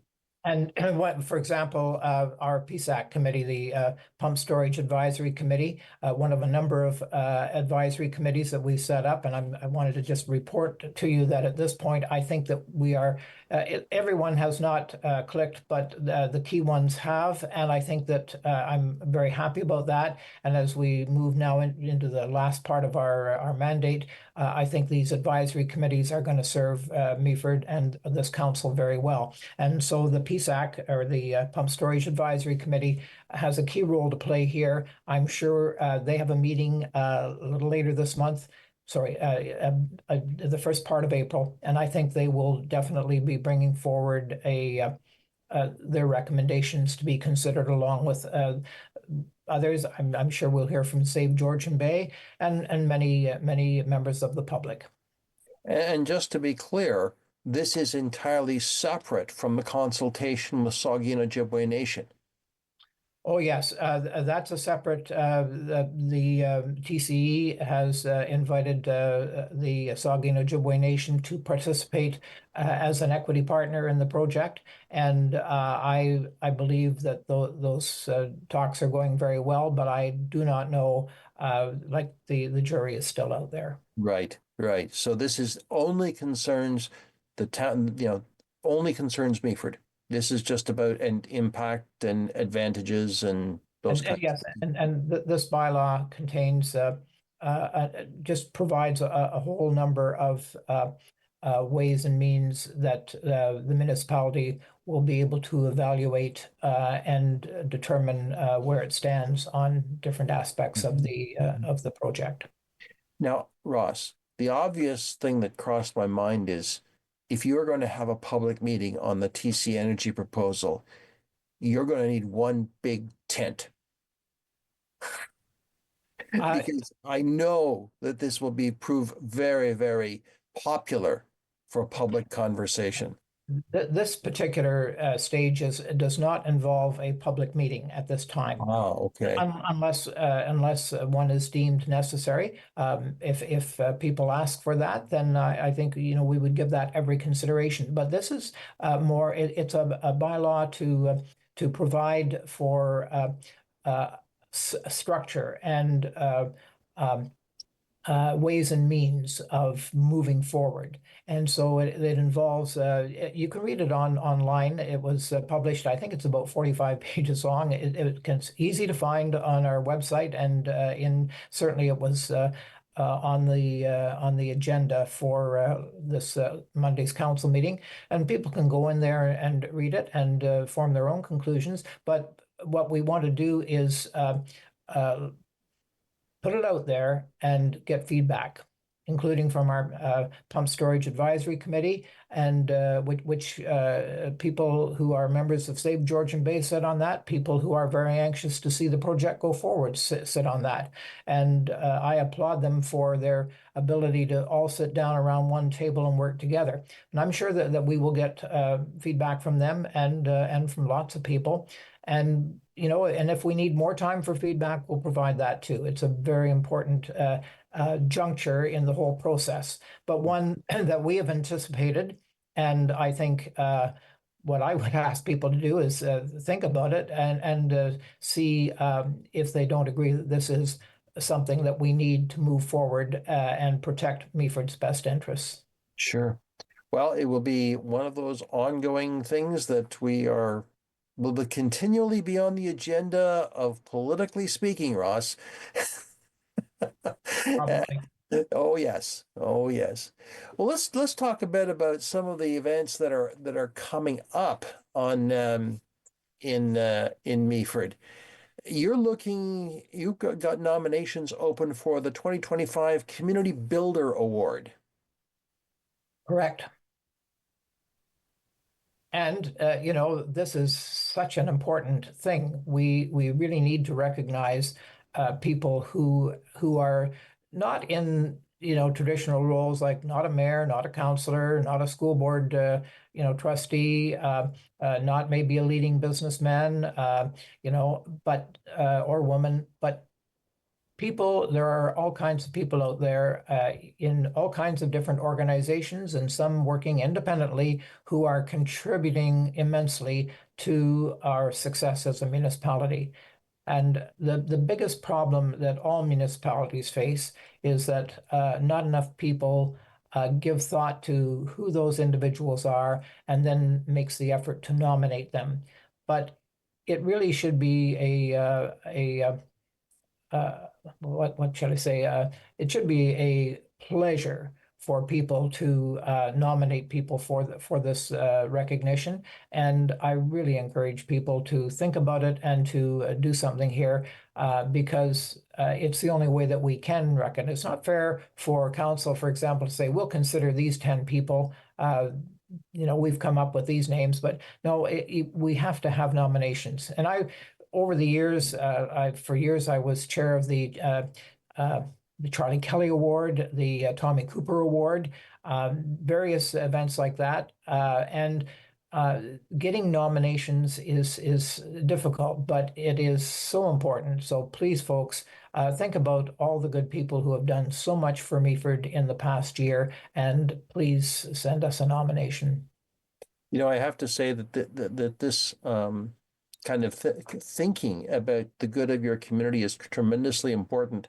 Not long ago, I attended, or actually I was the MC of the presentation of King Charles III coronation medals. And what absolutely blew me away was the quality of volunteers and service that they have rendered to our community. And I'm talking about across Bruce Grey Owen Sound, of course, our riding. And just to hear the stories, just it's absolutely incredible. So these are the kinds of things okay, it's not a King Charles coronation medal, but it's a recognition of your community. Hugely important. We are so fortunate to have two winners of that prestigious award here in Meaford. And I think you know them. I know them, and I'm so proud of what they've accomplished.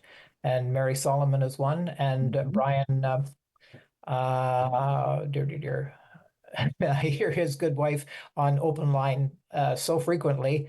And so anyway, two really amazing people who have done so much for Meaford, and really congratulations for your role in this. That would be very, very enjoyable. Oh, absolutely, absolutely. So, and these nominations can be made through the municipal webpage, or is there something that can be completed that's available at the town hall? I hate to say it, but go online where everything is. It just seems to be, and I'm sure that you might find out with looking at your latest edition of the Meaford Independent as well. I'm sure there will be an indication there on how to do this. but it's just so important that people actually do something about it. I know from experience, once nominations close, you can think of several people who should have been nominated, and that's not fair. Yeah, absolutely. And by the time you come around to next year, you've forgotten them. So do the nominating thing now. The other thing that I wanted to lift up is something that's coming up in June, and hey, it can only happen in Grey County. Well, Grey Bruce. The Meaford and St. Vincent Agricultural Society is holding their first annual Redneck Games on Saturday, June 7th. And according to my information, there will be bale rolling, nail driving, toilet seat tossing, spam carving, seed spitting, passing the plunger, wheelbarrow races, and tire rolling. So far, I haven't figured out what I could do. Nothing has really jumped out at me and saying, that's right up your alley, Ross. What? Well, Ross, you know spam is pork. So spam carving.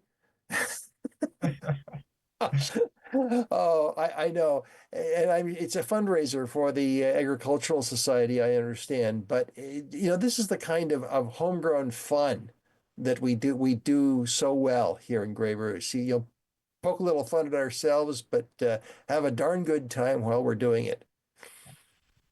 The Agriculture Society is, I'm just trying to think, I want to say this is about the 170 something year for our fall fair.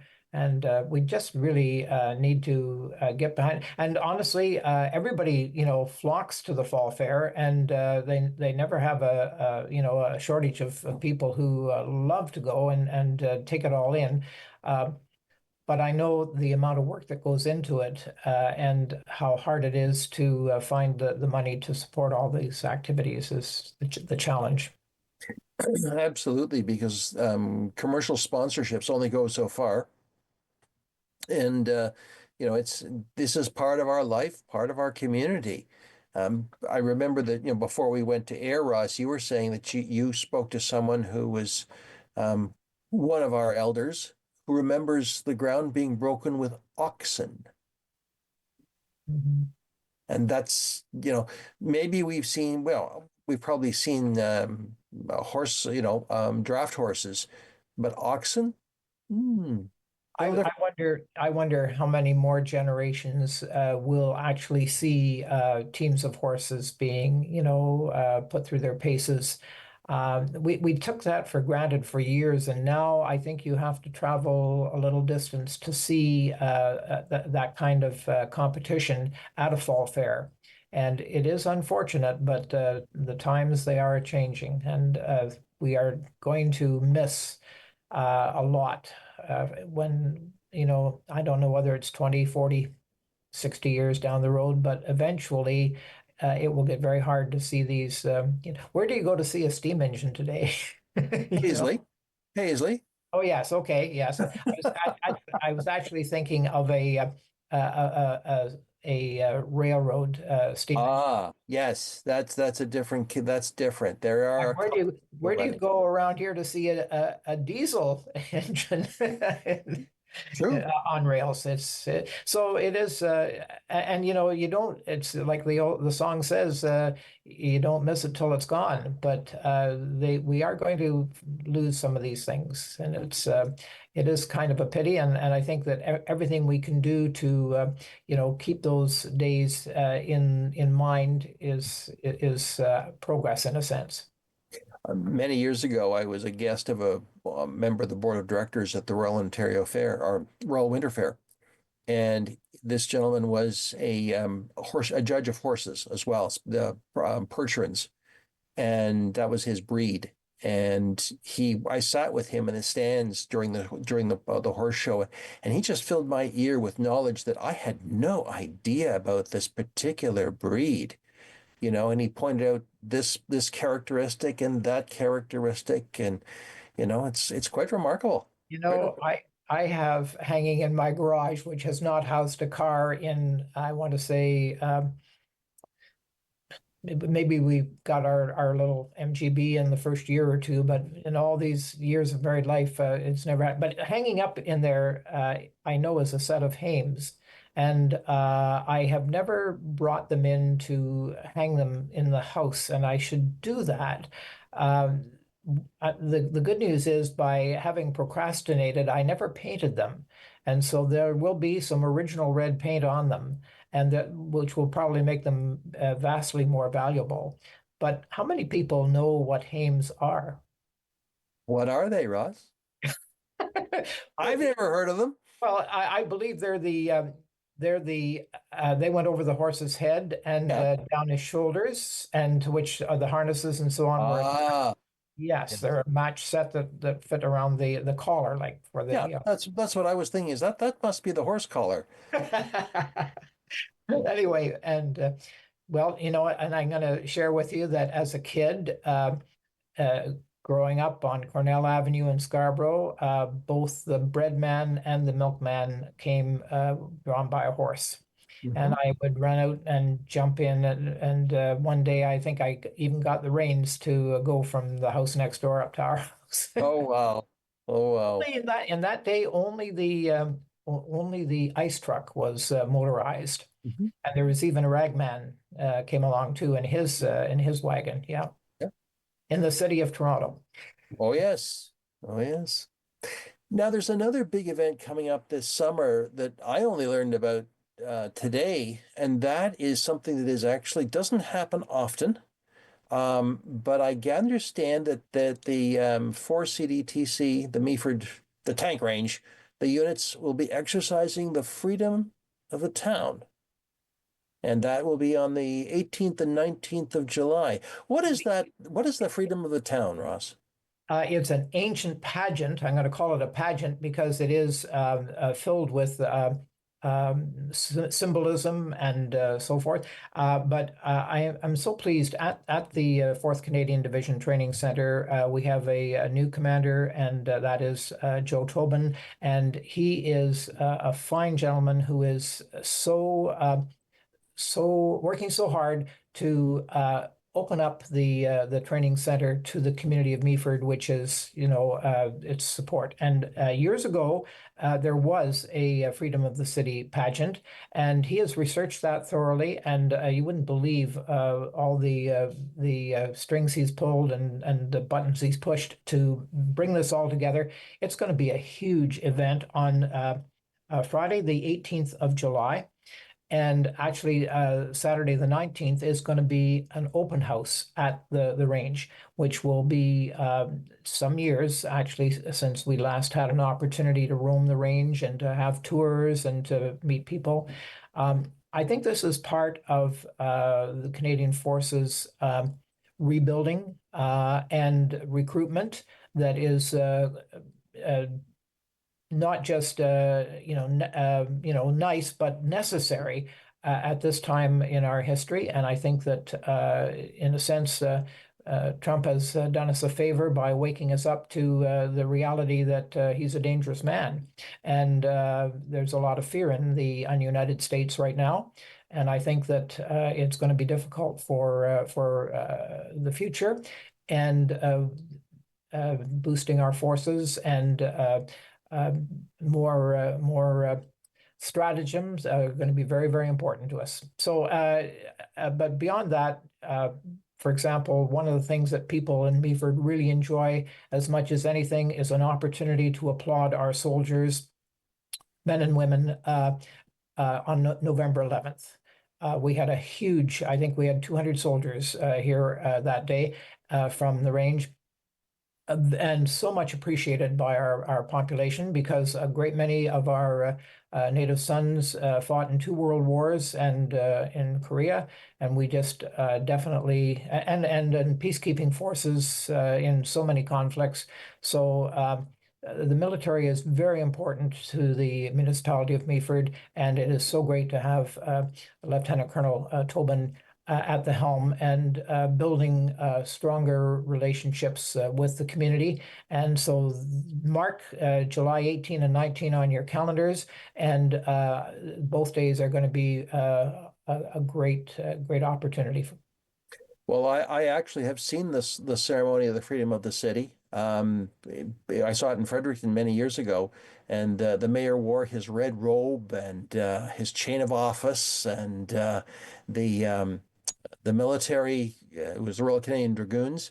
No, yes, the Royal Canadian Dragoons were a tank regiment, and they entered the city with their tanks. And by granting the freedom of the city or the municipality, they are free to parade with their bayonets bared and their flags flying. So, exactly. And their drums beating. And their drums beating because they have exhibited good behavior to the Exactly. citizens of the city. It's quite a ceremony. It shows mutual esteem and trust. And very, very, just a great thing. And it's going to be a highlight of our summer here in Meaford. I should also add that on the base open house, there is a tour if anyone has any interest. It's called, when I took it, it was the perimeter road, and it goes around the outside of the base, and it takes about 2.5 hours, and you see things that you have never seen before on the base because some of the training areas, but also you realize that's a massive nature preserve. It is. And some of the scenery, particularly overlooking the Georgian Bay, is absolutely stunning. It's wonderful scenery. And then you see some of the cemeteries that are in there too, because they're all trimmed up. So lots of things to see that you don't see normally. So looking forward to that. There are still many people in Meaford whose parents or grandparents were evicted from their farms back in the day. And so it's a very special day for those people, and a very emotional day for them. And they deserve all the support again, I'm sure they're going to appreciate very much what the Commander Tobin is doing for us. Absolutely. It's like I said, you will see things you have not seen if you take those tours. Fabulous. It's going to be an interesting summer, Ross. Oh yes, Summerfest. I believe it or not, I just yesterday wrote a welcome from the municipality of Meaford for the guidebook for the Owen Sound Salmon Spectacular. And each and every municipality, and there's a lot of them that support it and are involved in it, write a welcome. And so I just got right to the point. I said, "What's so special about Meaford?" Well, we are the outlet for the Big Head River. We have Cliff Richardson Boat Works, an iconic establishment servicing marine activities, and we have our full-service marina. And I honestly have found that over the last number of years, the harbor area has actually become the focal point for community activities in Meaford. And Ross, I hate to say it, but we're out of time. We're out of time again. So much to talk about. That's hour I spent. And always a pleasure, David. Thank you. Thank you, Ross, for being a part of Politically Speaking. And thank you, friends, for joining us today. I'm David Shearman. Yes, we'll talk again.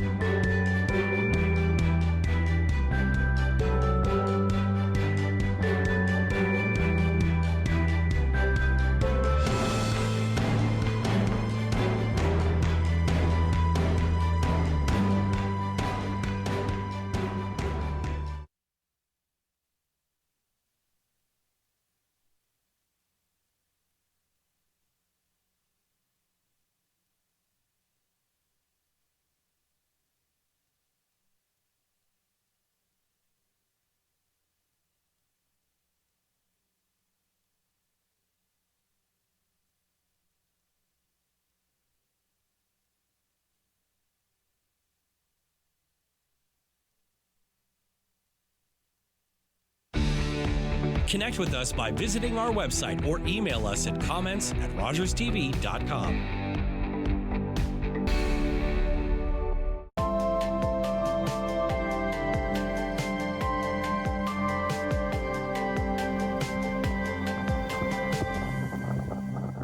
With Rogers TV, you can cheer on the home team from the comfort of your living room.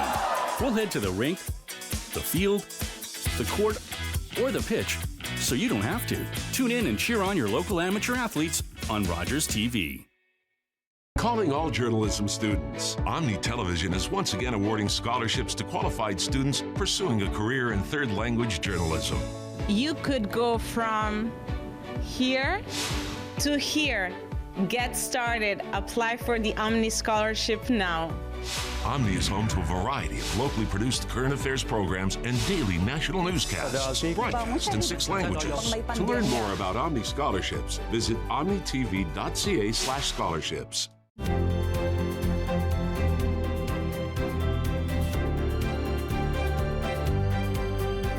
You're watching Rogers TV.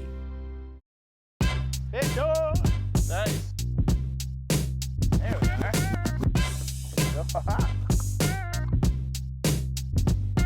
Cheers. Cheers. Smoker's corner. Yeah, I got you. Smells like fish.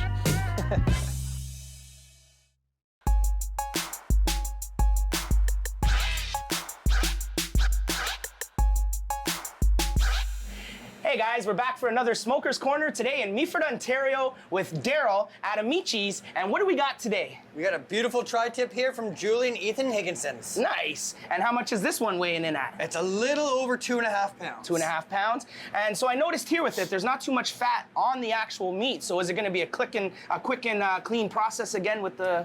Yep, Julie and Ethan, their meat always comes nicely trimmed from the butcher, so you're not paying for all that fat that you're just gonna cut off and waste. Awesome. Great product, so looking at this, basically good to go. Might do a little bit of this silver skin here up at the top, but other than that, we're ready to go. And are we going again with the specialty seasoning with it, or what do we got today? We got something a little bit different. We're gonna do it a little bit different than a lot of people again, because I don't like to follow people's rules. That's what I love. A lot of people do it like medium rare. Yep. I think it's chewy as heck. Right. So I kind of cook it like a brisket. So we're gonna do a brisket style tri-tip with dirtologies, dirt beef rub. You got me salivating already, So it's a coffee rub. Okay. Super dark, super black. Nice. It's gonna be amazing. Awesome. And how long are we putting this on? This is gonna be about 2.5, maybe 3 hours. 2.5, 3 hours. So that means I got some time to get out there, do some more fishing. You can do some fishing. I'll do a bunch of hard work here while you're gone, like always, and then you can come back and you can taste what I do. That's the best part. Going out, catching some fish, coming in, eating some great food from Amici's and Higginson's, and that's how we do it on Smoker's Corner. So what's next, brother? Let's open it up and get it trimmed. I'll come move out of the side here for you. Not too bad, actually. We'll try to take a little bit of this off the edge, but other than that, we're good to go. I'm just gonna stand here and watch. Sorry. Get an elbow in the face, maybe or two. Hey, it's worth it.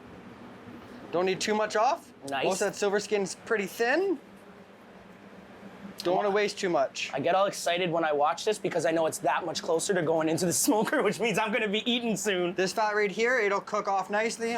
Nice. Trim some of this stringy stuff off on this end. All right. Well. So Higginson's Farm's local to Meaford. Yep. Beautiful young local couple. Nice. They produce amazing meat. So. Yeah, it's always looking really good, and that's what I like and appreciate about it. So I'm excited. That's what we use here at Amici's. Our briskets come from Higginson's. Our burger patties come from Higginson's. The best part about their burgers, just like the rest of their meat, it's all done simply and well. Nice. Not too much. There's no fillers. There's no garbage in it. So basically what you're saying is if you're in Meaford or the Grey County area, then you definitely got to contact Higginson Farms for some great for meat. sure. You can either give them a call or order right online, and they'll send you an email when your order is ready to pick up. They'll tell you where and when to pick it up. Thank you guys at Higginson's, because this is great. There we go. We got a nice. Holy, so it's darkened just like that nicely, eh? So two things make this dark. Yeah. One is the coffee, dark rub coffee roast. Yep. The other, active charcoal. That's charcoal. how it gets super, super dark. Okay. All right. It's a little different, but let's get it on the smoker. I'm looking forward to this. I gotta get to open this bad boy up. Let's get it going. There we go. Rocking and rolling, and it goes.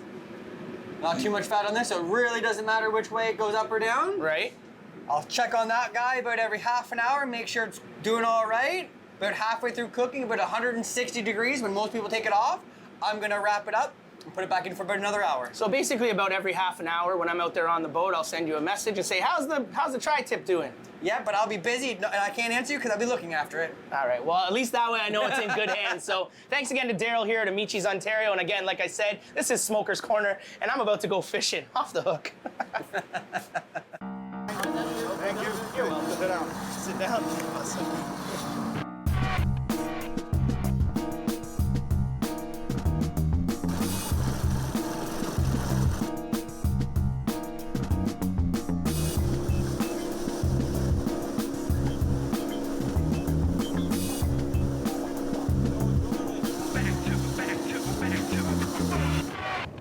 Hey guys, it's Jadon here, back for another wild adventure of Off the Hook. And today we're out on Georgian Bay with my friend Mark here from Amichis. He's been nice enough to give us the chance to come out today on his boat, and hopefully we can get ourselves into some nice lake trout out on the bay. So thanks again for having us out here today, Mark. I'm looking forward to today's adventures. And where are we headed? What's the plan? Well, we're in Georgian Bay, Meaford, here on the southern point of Georgian Bay. And we're going to be fishing out 100 feet of water to start with. Okay. We're going to send our gear down about 80 feet. Okay. Now, the water right in here right now is really warm. Our surface temperature is 74 degrees. 74, yeah. Yeah, she's warm. So any laker we're going to bring up, we're going to be putting in the live well because it's just going to pass if we put it back in. The mortality rate is too great. Okay. So we're going to have some dinner on that after. Nice. And yeah, we're going to be using downriggers today. Downriggers, okay. Yep. And what's the lure? What are we rocking with? Because this that there I believe is called a 007 Glow. 007 Glow. Yeah, okay. that is made by the Firebrand Lures out of Hanover. Nice. Same with that lure there. I can't remember all the names. Yeah, no, that's cool. I'm just interested in seeing. That puts salmon and steelhead and lake trout in the boat. Right. All right. So we're just going to drop that down initially. As you can see by your feet, I got a box there with more than enough lures. Right. Under the cameraman, there's another 300. Oh, geez. Okay, so we're you're good no matter if we lose any, we're good. We'll figure something out here. So the wind's picking up a little bit from the northwest here. Right. So if it starts getting rough, we'll turn and go with the wind. Go with it, okay. So you had mentioned earlier we're at 101 now, but we were just at 112. So how does the water work as we're coming across the? Well, Georgian Bay is, it's on top of old land, and it's literally like this. So it's curving everywhere, yeah? This is the old Niagara Escarpment that's underwater, basically. Okay. I don't know what the true term is or anything. Right, yeah. But, like, we've got a trench that follows just to the land here, 60 feet, and it runs for miles and miles and miles. Okay. Follows right around, like it's just natural. Nice. The 100 feet, we can go 20 feet that way, 30 feet that way, and all of a sudden we'll just drop. And it just drops right down. down, Or we'll just start rising up real quick. Holy, okay. So I like to start in 100 feet of water. Right. And we'll run a little bit. Now, I always use this land marker, the red roof cottage there. Right, Honestly, don't know who the owner is. I appreciate to have a red roof, though, because I know where to start dropping my lines. It's a good This is Cedar Ave along here in Meaford. And, yeah, and we're going to run into the base perimeter here for our lakers. Right. And hopefully you put a few in. So that's what I was going to say, right there where the red roof is, that's actually the base there. No. The base is further up there. Okay. Yeah. I'll indicate that to you when we come get to there, it. when we cross that bridge. Because that's actually water restricted and land restricted for 1 mile out. So you can't go within that and 1 area. mile of air restriction, okay? So it's always good to know that and those points as you're going through. Yeah, so it's mindful to be safe, okay? Now, mind you, anybody who lives in Meaford, we're all guilty of going through the restricted water. Because that's where the fish hide. Right. They know where to hide. They know, right? Yeah, so what I'm going to do now is I'm going to start putting gear down, but you're going to take the wheel here. I'd like you to pay attention to our depths. Okay. So we're at 99 feet there? Yeah, 99, 100, like just plus or minus 5 feet is going to be fine. I'm going to put this gear down to 80 feet. Awesome. And I'm going to start with my center rod here first. So you just want me to keep going straight and follow her down right there? And we're going to turn this down. Awesome. So we're going to be running about 2.5 miles an hour to start with, and then we'll increase it once the gear is down. Sounds good. I'm just going to move this box. Sounds good, sounds good. Okay, here, you take over here. Yep. Try not to adjust that. Yep. It's locked in position, but... No problem. All right, so now I'm going to set down. Yep.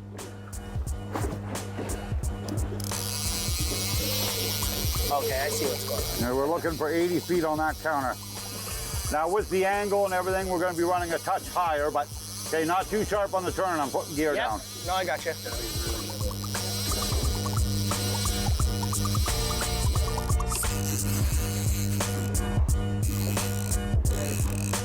There.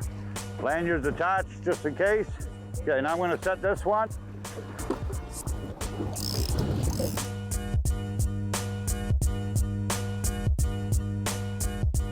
We have some salmon in our waters. They're not here, such as here yet. And with this warm water, that really changes what they're doing. Right. Like they're fish, eating or just what it just changes. Everything fish do is controlled by water temperature. Right. And when do they normally come in? Closer to the end of August, or because we're only first week into August They now, used right? to be in earlier, but because of climate change and that, things have changed. Okay. So, like, we've got, our surface temperature out here is 74.5 degrees right now. The waves are turning. Like, that's your bathtub at home. All right, I got the wheel, Jordan. Now, if you look on the screen there, you can see where our downriggers are. Oh, yeah. Okay? That's cool. So, now as we get out to 100 feet, that's going to change. That will start disappearing. Right. Okay? So, That's cool. That's actually we're going to really crawl cool. back out to 100 feet, but we're not hitting the bottom or anything like that. So, Right. Okay, I'm going to increase the speed here too. So what speed do you like to go? Like what's a fair My for you? surface speed, I like 3 miles an hour. Right. Okay. That's what I like. Yeah. It's up to the fish. Very true. Right? Like this season I have found 3 miles an hour to work the best, like 2.75 up to 3.2 miles an hour. Right. And one day we were out here 3 weeks ago and we put 4 gorgeous fish in the locker in 1 hour. 1 hour. And just from... running exactly what we're doing right now. But that was that day. Yeah, it just depends on the day, the climate, the weather. So we had some storm last night a little bit. I guess there was some thunderstorms and stuff, but it's eased off on us now. So is that would that affect too much as to certain things, or how is it cool? I'm not a marine biologist and I'm not a fish. Okay. I love the honesty. It's not called catching. It's called fishing. Fishing, exactly. There's a lot of people that say that the storm and this and that affects things.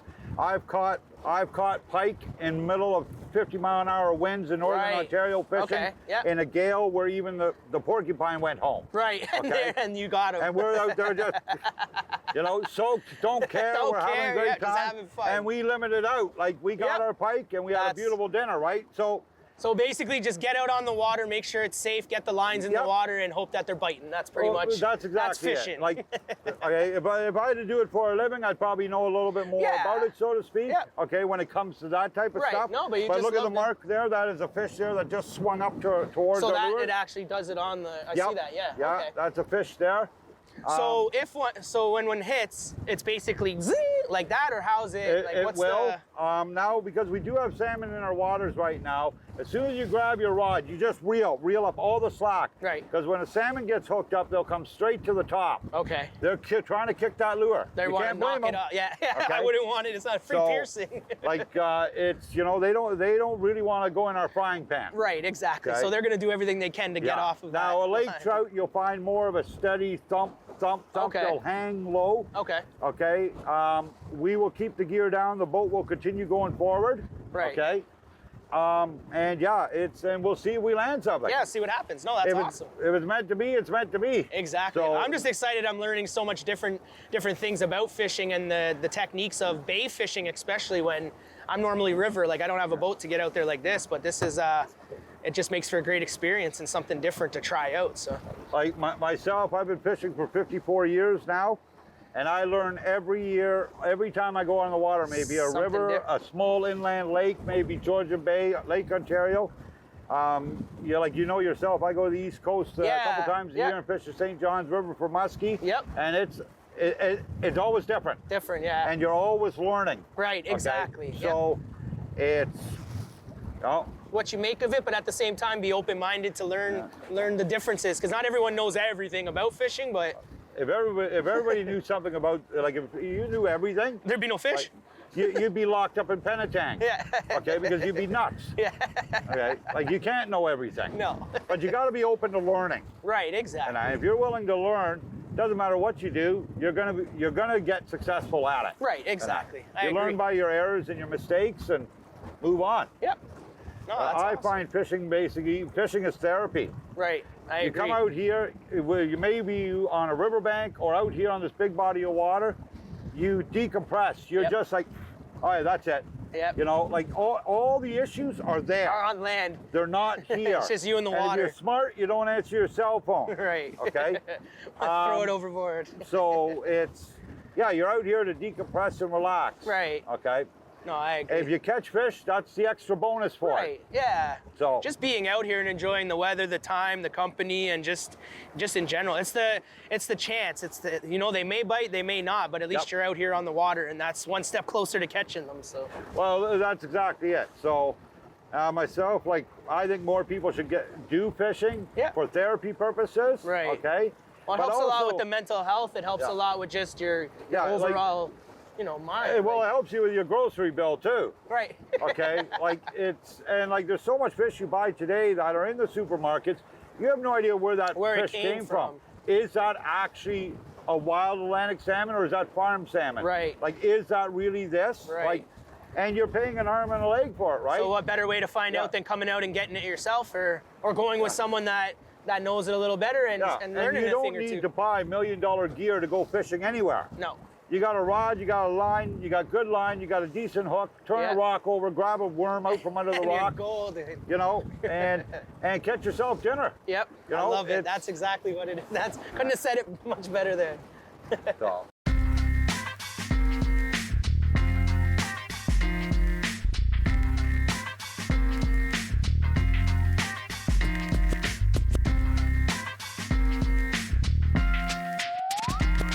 So I'm basically watching the end of the rod. So if it starts going like, it's gonna go or is it gonna go boom? Like, how does it? Depending on the fish, but it will be doing this. Right. So if it goes like this, so what I do is I get up, I pull it out, I get it and start giving her. Just start reeling it. Start reeling. And right now, if it's a salmon, it's coming straight to the top. Right. Try to kick the hook. So when if I get it's it a up, laker, it'll pull down. So I get it up, I stand up. Now, do I keep the rod up in a position and Keep reel? it up. So not down or not just the drag up? is set on there. Okay. Okay. Yep. So a salmon will pull that drag free on you. Okay. No problem at all. It has to be a larger lake trout, a Something larger like lake that. trout. Okay. But the drag will run. You're running 20-pound test on there. 20 pound. Okay. So, and I use Suffix myself.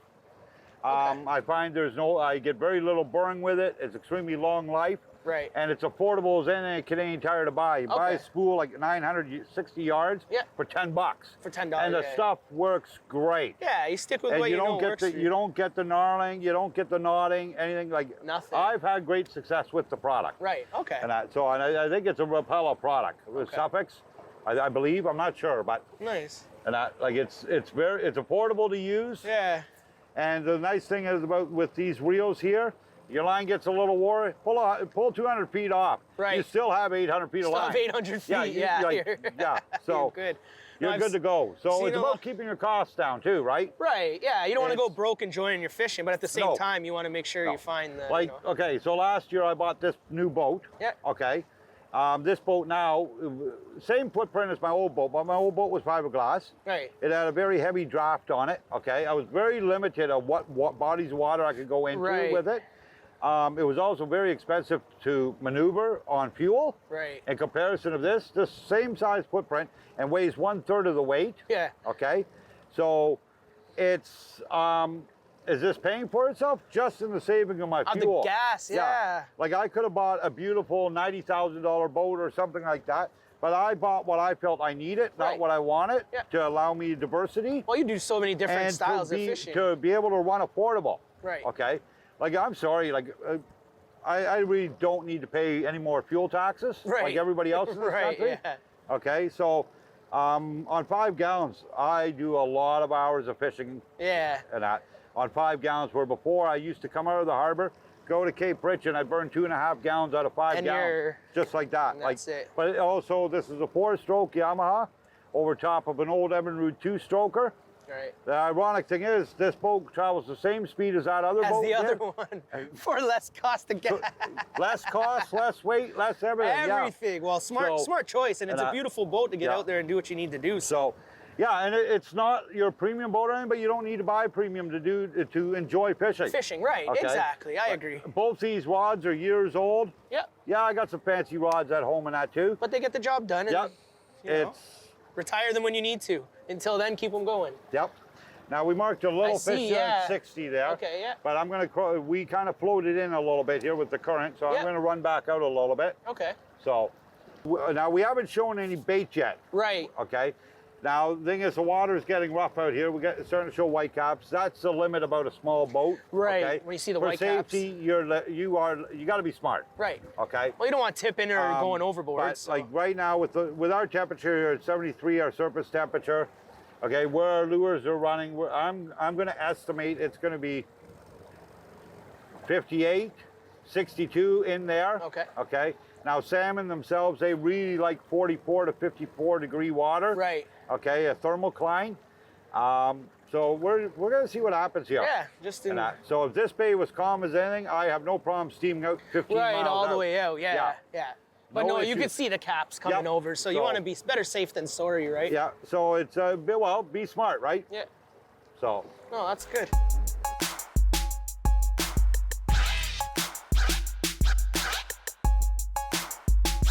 I'm going to take the helm here. Okay, don't turn the power down. No, I'm not. I'm just holding it. I just don't want to go with the waves or. Yeah, you just keep us straight. Yep, I got you. Okay. I just want to make sure he's on here, then I'll hand you the rod. No problem. And I'm going to be having to get that net from you. Yep. Okay, this has got some shoulder to it, but he's coming up top. You see how the line is lengthening out to the surface? Yep. He's going to be on the surface any second. Okay. Okay. What we're going to do here. Yep. Okay. You get behind me. Get behind me. I'm here. I'm turning the boat in a little bit. Yep. Fish is on. Okay. Take the rod. Okay, I got the rod. Okay. Relax, relax, To relax. lefty. No, let it run. Okay. Oh, yeah. Oh, there he is. Yes. Okay, do I reel or? You can reel. Okay. I'm not. It's my first time reeling as a lefty. No, you just keep reeling. Okay. You know how to catch bass, right? Yeah. You know how to fight fish? Yeah. This ain't no different. He's up on the surface. Okay, so get it. 1 second here. I gotta pull this line out of the way. Release.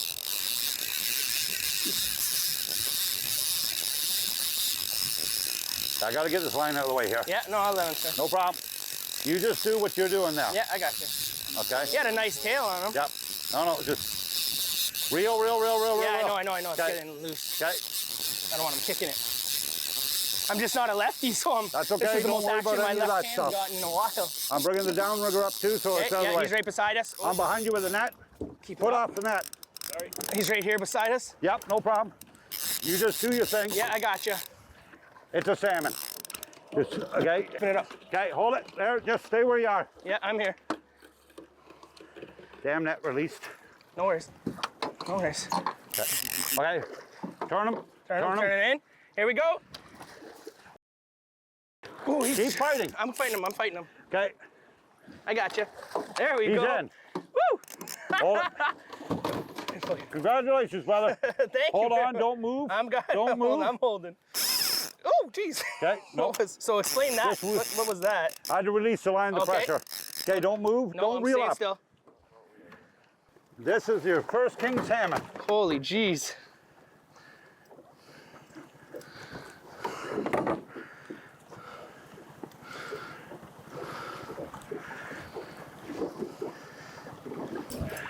Keep that in a safe place. Want me to put this back in the thingy or just hold it? Just hold on to it for a minute. Yeah, I got you. Okay. Take this. Okay. You hold your fish, son. Get in there, get your hand in there and hold them. Holy gee. Holy. You're looking at about a 9-pound salmon. And he's called this a king? This is a Chinook salmon. Chinook salmon? Yeah, Okay. otherwise known as a king on the Pacific coast. Yeah, I hold got on him. I got him. Okay. Fish on. Jeez. Okay. I got it. Put him in that box. Put him in. Set him in there. Oh, sorry. Get him in there. Without your hand. Okay. Sit down. There you go. Get in the seat. There we Safety. go. I smell like fish. Success. Holy. So yeah, that's the double glow, 007 glow, I believe it is, and that from Firebrand Baits. Firebrand Lures. I always want to say baits. Located out of Hanover. I got a box full of his stuff, and his stuff puts fish in the boat. Yeah, well, just look at that. Like, it works great. Holy. And this holds a UV a long time. Okay. Well, I've had a UV held on this for just under 2 hours. So it keeps it charged nicely. Yeah, where I pulled the line because it was pitch black out here, and it was still glowing when I got inshore. So it's, yeah, but that's what you caught your fish on. Thank you very much. There you go, brother. That's awesome. You'll enjoy eating that tonight for dinner. I'm looking forward to it. I'm definitely looking forward to it. Fish is on the menu tonight. We got ourselves some salmon, fresh out of Georgian Bay. We know where it came from. Meaford, Ontario. I'm loving it. I'm loving it. I'm loving it. I'm loving it.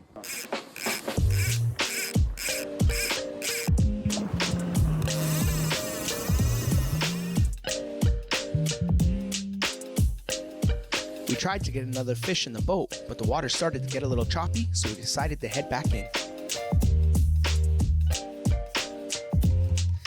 Regardless, I had an awesome time out on the water with Mark, learning about his passion for fishing, and he even promised to take me out again soon. I can't wait to get another fish on. Yeah, that's his. And I got a third bag here for this, and I'm going to get another bag for the roll. I appreciate it, brother. Thank you very much for your time. And I got myself some salmon to take home and get my belly. Thanks.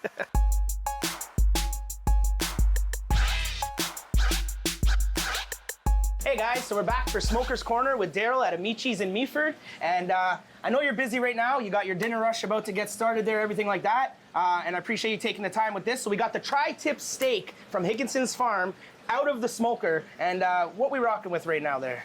So yeah, we had about 3 hours total smoke time. Cooked it kind of like we did the brisket a couple weeks ago. Okay. Where we cooked it for a few hours, wrapped it up, put it back in until it came up to temp. All right. Tri-tip's a little weird, not too many people know about it. It comes in kind of the bottom of the sirloin here, kind of near the hip. Right, okay. Two different muscle fibers running two different directions, so it's a little bit tricky. I'm interested to see how this works, you know. Let's open her up. Let's see. And now when you're cutting the tri-tip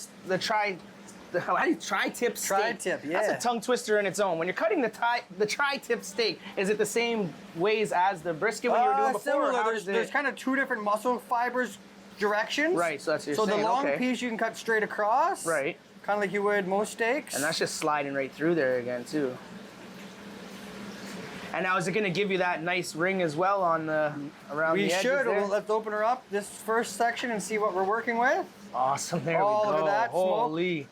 Even more smoked on that than we did on the brisket. You want to say Lord of the Rings? There you go, right there. And then this one we go a slightly different direction. Same type of feel though. Okay. Yeah. All right, my favorite time about this right now, so I'm good to go. Let's do it. Just try it up. Let's see what this is like. I can't say no. Thank you again, Daryl, man. Ready for the madness? Cheers. Cheers. Smoker's Corner. How tender is that? That's very tender. It's not. Oh my god. Oh my god. A little bit of coffee, a little bit of sweetness. Yeah, I taste this. That's what I was gonna say. There's that little kick of sweetness in there too, right? So a little sweet taste. A little bit on the coffee, like you said, but tender, juicy. Melting in my mouth literally with every bite. I mean, like with every piece, actually. With every piece. Let's get it. Oh my god. Well, I can't go wrong when you're here. Smoker's Corner, Amici's, Daryl. Thank you again, always, brother.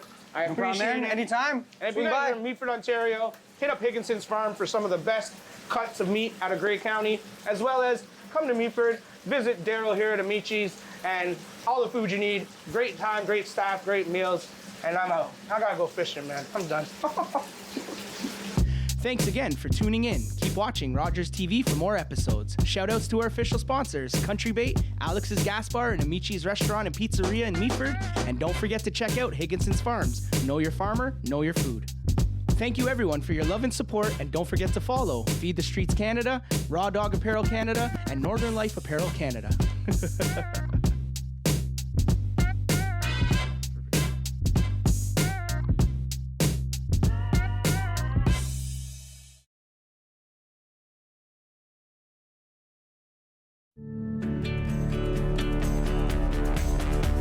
This program is brought to you by Rogers Xfinity, connecting you to more of what you love. Visit Rogers.com for more details.